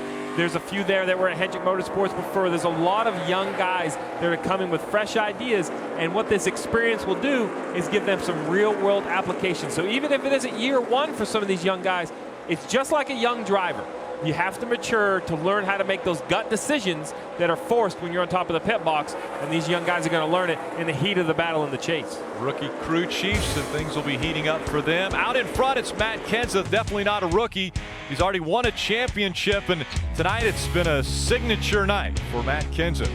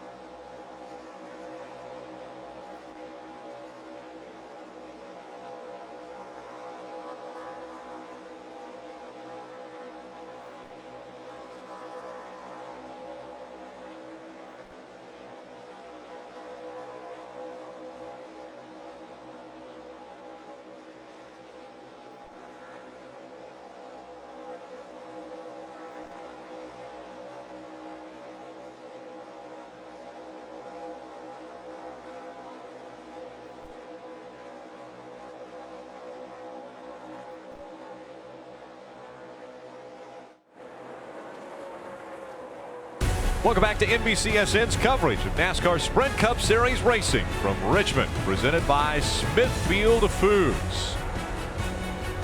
Less than 29 laps to go, the last race before the chase. Paul Menard right on the cut line, only 18 spots in front of Eric Almirola. 18 points separating in the chase and out of the chase. Eric Almirola is doing everything he can to get in.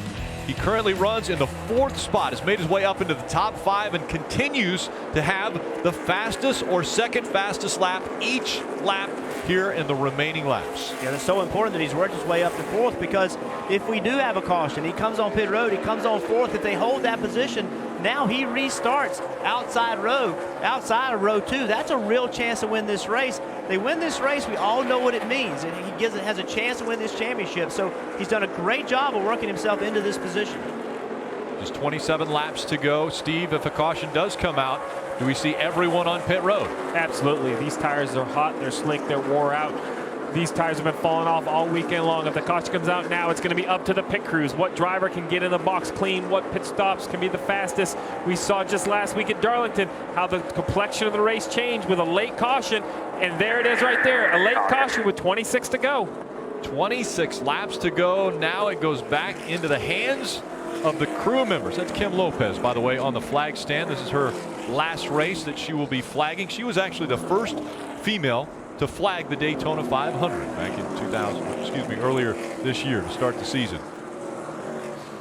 And the debris on the track brings the caution out once again. This is the 6th caution. And that will bunch everyone back up. Kenseth Logano, Kyle Busch, Eric Almirola. They're the top 4. So once again, Matt Kenseth has a lot of cars between him and the second place car. You can't even see the second place car right now. So they can come on pit road, be calm, smooth, just not make any mistakes, and they'll still come out with a lead. The pressure starts to build behind him, though. Yeah, and we talk about how race teams get experience. This is a team sport. Well, Eric Almirola, this is the time, guys. This is the time. If you're going to have a pit stop, this is the pit stop of the year. You come in fourth, come out third, come out second. That could be the difference. They could still make their way into the playoffs. All right, crew chief, what do you do? What kind of a gamble can you make on pit road? Do you try to only tighten 3 lug nuts, 4 lug nuts to make a faster stop? Well, I think on the left side, you absolutely could be down to maybe 3 lug nuts, but I think you do have to get 4 tires. I think 2 tires is not an option. I think the biggest thing is now, who's going to adjust their car for the short run? Put a little extra air in the tires. If you start loose and get tight, or start tight and get loose, adjust the chassis, adjust the air pressure, adjust the wedge. Make sure your car is dialed in for a 20-lap sprint. Pit road is open. Kenseth on pit road. You don't want to make a mistake now. Mike. No, you want to be absolutely perfect on this pit stop, Rick. And you talk about the chances teams are willing to take to possibly punch their ticket. Well, Trent Owens is saying no fuel, just a quick stop on the 43 car. They go to work on the right side. They're also going to make a chassis adjustment. Eric Almirola said he cannot afford to be any looser than he is. Going to keep him as tight as he is right now. 4 tire change, he's away. Kelly. Probably the biggest challenge for Matt Kenseth, some radio issues. He said the 20 took off good that last run. Meanwhile, his teammate Kyle Busch in the upper right said it was good and sporty, but tight center, free off by 4 tires and fuel for him. And Joey Logano said it was starting to get a little bit free, 4 tires and fuel for the 22. And a really close race off of pit road between the 18 of Kyle Busch and the 43 of Eric Almirola.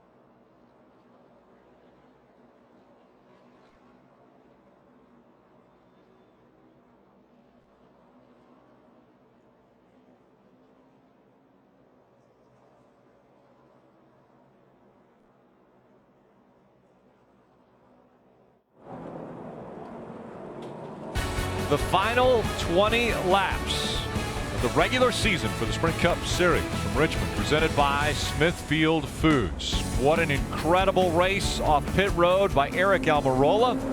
That team gambling, not adding fuel on pit road to try to make a little faster pit stop. The team needed to hit everything perfectly, and they were able to grab a spot away from the 18 of Kyle Busch. There's the race off pit road. And a close one it was. That's what makes sports great, Rick. Who's going to rise to the occasion? The 43 car. They've been running 10th, 15th, 20th most of the year. Eric Almirola has done his best. Put that car up in front. The pit crew steps up, gains a position. Starting on the inside, that wide entry to turn 1, Jeff. That's going to give the 43 an opportunity to turn left and get inside that 20. Now the field will all bunch up behind the 20 of Matt Kenseth. Another near flawless pit stop for Kenseth and their crew. Joey Logano will be on the outside. Row number 1, Eric Almirola will be on the inside of row 2. Kyle Busch on the outside. Eric Almirola, the only one up front that has not won and has the possibility of punching his ticket for the chase. So this racetrack presents an opportunity that not most racetracks present. the front straightaway. Look at this big radius that the front straightaway has. It gives the guy in third, where we see Eric Almirola, it gives him an opportunity to turn left and kind of go straight. The guys on the outside, they're still turning. If you turn left, it's a shorter distance to turn one. We see a lot of restarts here get 3 wide simply because of that. The opportunity is there. Mike? Trent Owens now, the man who made that call for no fuel there. Has it given you the track position necessary to win this race? Yeah, I think we're in a good spot to make something happen. I just thought that our fastest pit stop would be without fuel, so paid off, gained us the spot. Race started out a little slow for us tonight, but made some good adjustments here on pit road and things come alive. So our long run's been our strength, so hopefully we can get something on the short run here. And they've got an opportunity, Rick. Absolutely. I want to know, Jeff, if you're Matt Kenseth, do you know that's that 43 behind you? Do you have to be a little more conservative, knowing what's on the line for him? Are you going to give him a lane, or if he's underneath you, give him a little more room? You're not going to give him anything. You want to win this race. He's going to have to earn it. Look at how tight they were, 1 and 2, when they come back to the start-finish line. How about the restart for Eric Almirola? He falls back to 4th. On the outside, the 18 of Kyle Busch, challenging for 2nd. Busch takes 2nd. Almirola in 4th. Under 18 laps to go.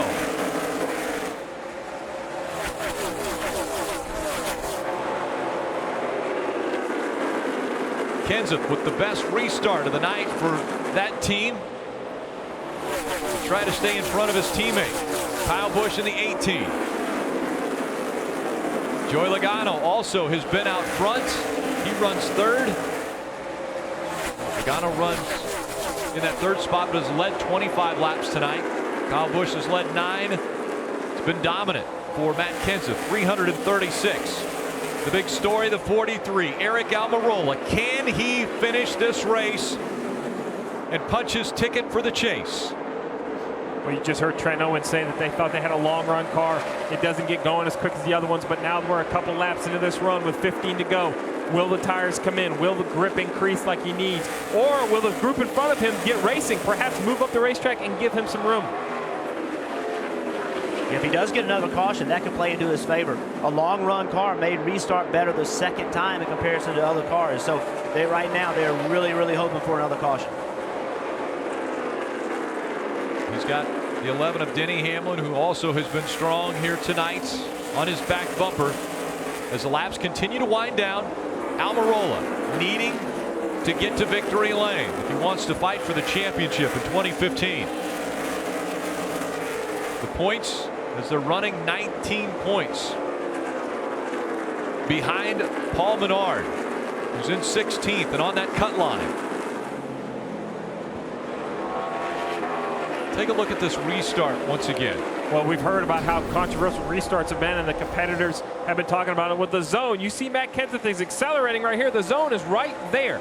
That white line, the leader is not supposed to leave before the zone. Matt, if anything, was a little early, but he's not setting a precedent there. This is what we've seen the last couple months. This is what the competitors are talking about, looking for some more direction on how to restart the race.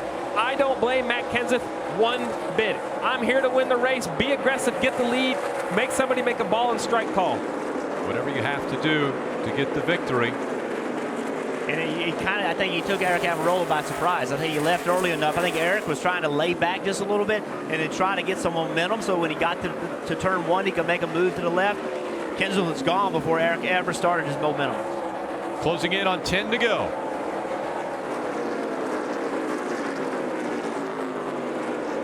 And NASCAR also looked at that restart, and no penalties assessed by NASCAR. And that's what can be so frustrating about this sport, or so just a crushing blow. The 43 of Eric Almirola drove one of the best races of his career, give himself a position. The pit crew did it. They had everything going right, but a veteran driver on the front row, Matt Kenseth, he knows how to win these races. And that restart, it can be as simple as that. Right now, all the 43 can hope is that he gets another yellow and another shot at it. I'm going to tell you who liked that restart a lot. It's Paul Menard. Because if Eric Almirola has a good restart, Paul Menard's in big trouble. You can see he's still struggling. He's a lot of laps down. If Eric Almirola would win this race, Paul Menard, he would be out. Paul Menard scored 3 laps down, running 24th. Eric Almirola in the top 5, 4th. Was fighting for the win was on the back bumper of Matt Kenseth on that restart. And that's as close as he has come to the front. Kenseth, Kyle Busch, Joey Logano, Eric Almirola, and Denny Hamlin are the top 5. And we're talking about Eric Almirola because he needs the win, because he's still 19 points behind Paul Menard. Just remember, 25 races. It took 25 races to get here tonight. That's less than 1 position a race. And every one of these teams can go back and say, well, what about this race? What about that race? There's always one race you just felt like something happened to you that was completely out of your control. You just can never take that one race out of your mind. Where could you have got 19 points? 11 and 88. 88 on the bottom of the track, trying to get by, and does complete the pass on Denny Hamlin. Yeah, it's a solid recovery for the 88. They didn't qualify very well and didn't have a lot of speed at the beginning of the race, but Greg Ives and Dale Jr. worked on their car, got the back up to the front. How about Denny Hamlin with the torn ACL? Said it wasn't going to affect him, came in, stayed focused. I know he was looking for more than a 6th place run, but to come out here and prove to everybody that he could last 400 laps behind the wheel has got to feel good. And right behind him, in his final start at Richmond, the 4-time champ, Jeff Gordon. We talked about it, 27, Paul Menard and that team. You know, this will be Paul's first time he's made the chase. And, you know, they've done a really nice job kind of managing their points all year long, much the way Ryan Newman's done. That was been the formula that 27 has used to get themselves in this position that they're in. Last 3 laps of the regular season. Paul Menard fighting to stay inside the top 16. Matt Kenseth looking to put himself second in the chase grid. Making a statement. What Matt Kenseth and this 20 team is doing right now is making a statement. The regular season is ending. We talked all week about who will get in the playoffs. Well, who will carry momentum? This is momentum for Matt Kenseth. No bigger momentum. The last 6 races, Matt Kenseth has been dominant. If he can hang on for one more lap, he will get his 3rd win in the last 6 races. White flag in the air. Kenseth out in front. He's led 351 laps already tonight. Down the backstretch he goes. This will be his 2nd win at Richmond. Coming out of turn number 4. Kenseth wins at Richmond. Oh, I can hear you. Way to go, baby. Nice work.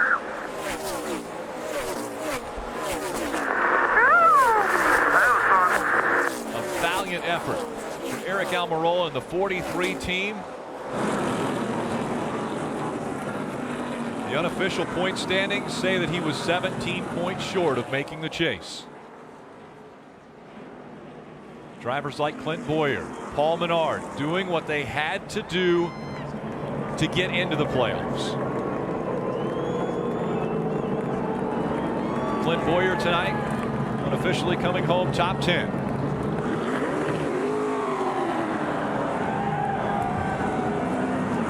He was all Matt Kenseth tonight.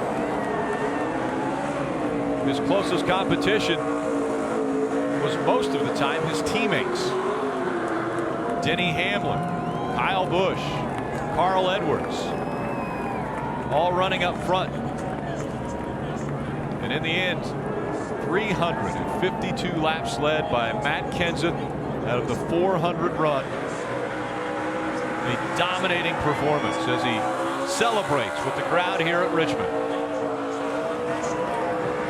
Let's hear from the winning crew chief. He's with Dave. Jason Ratcliffe was laying a little low earlier today because he wasn't feeling well. How are you feeling now? Feeling about the best I can feel, actually. Yeah, a little under the weather this morning, but you know, with the support staff like I have with the guys on this 20 car, they do a fantastic job. I mean, came in here this weekend, had a great race car right off the truck, and obviously our Dollar General camera was pretty sporty tonight. We questioned earlier whether you and I did, whether you peaked yet or not with this 20 team. Do you believe in momentum? I believe 100% in momentum, and right now I would say we got a lot going into the chase next week. I'd say they're right, Rick.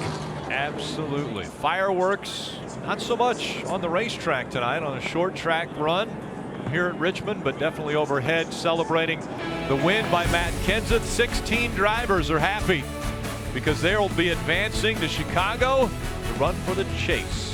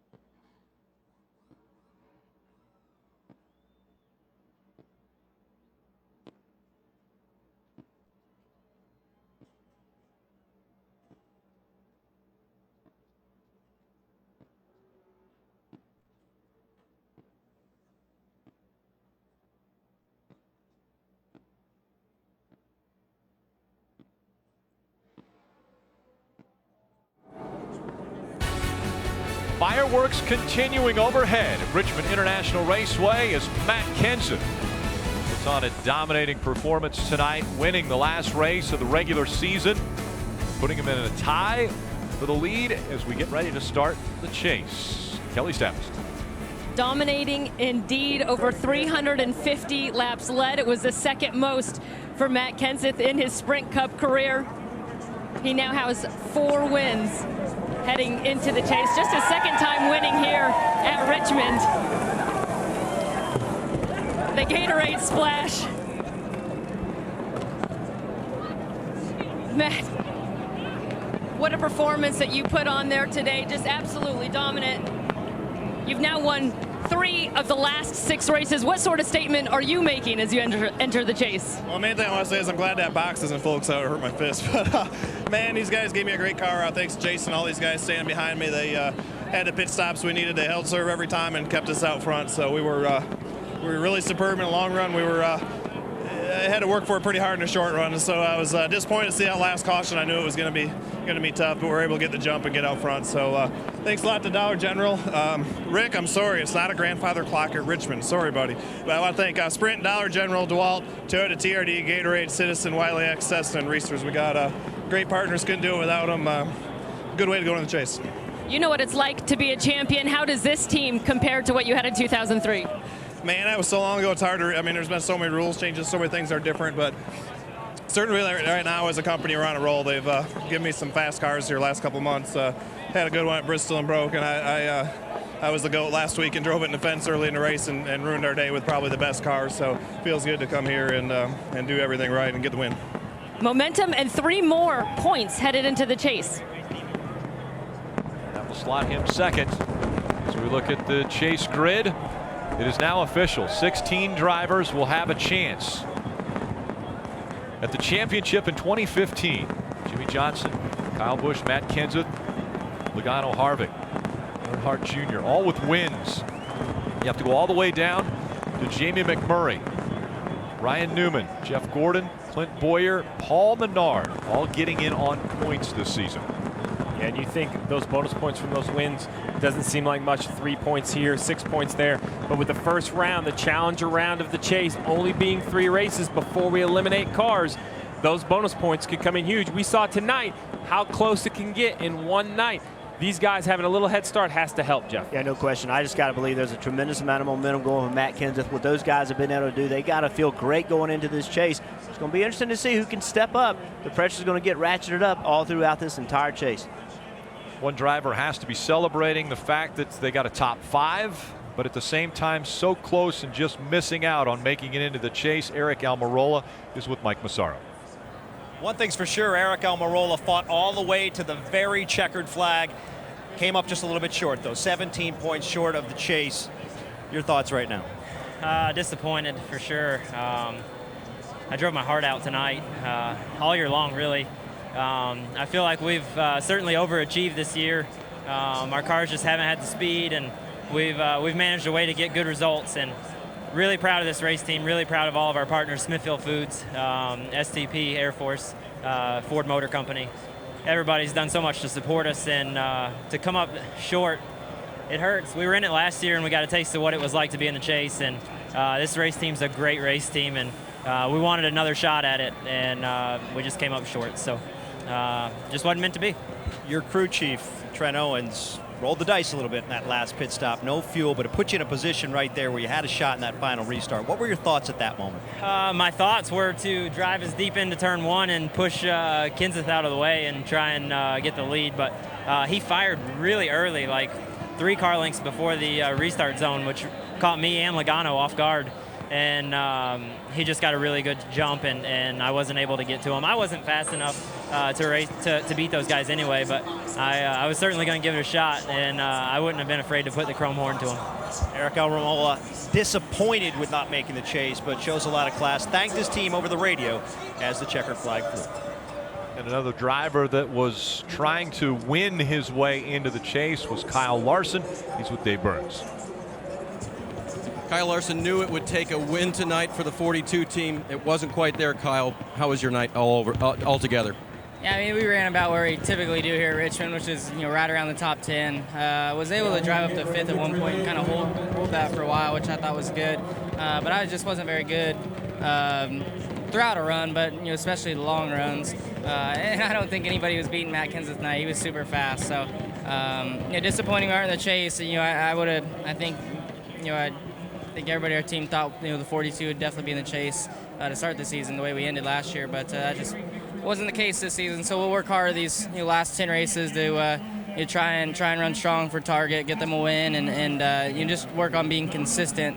That's where we struggled pretty much all year long, is being consistent. So we'll work hard at that and try and like I said, finish strong. The thoughts of Kyle Larson did not make the chase tonight. Another disappointed driver. 16 happy ones though.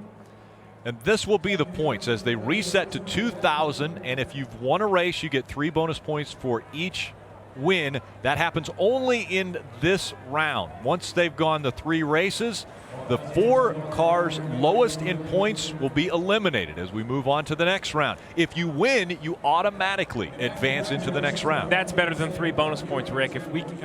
Nothing is more important in racing than winning. That's how we were all raised. That's what's important. That's why we get bonus points here, and that's why in the rounds of the chase, if you win, you advance. And one of the names on that list, Paul Menard, standing by with Dave.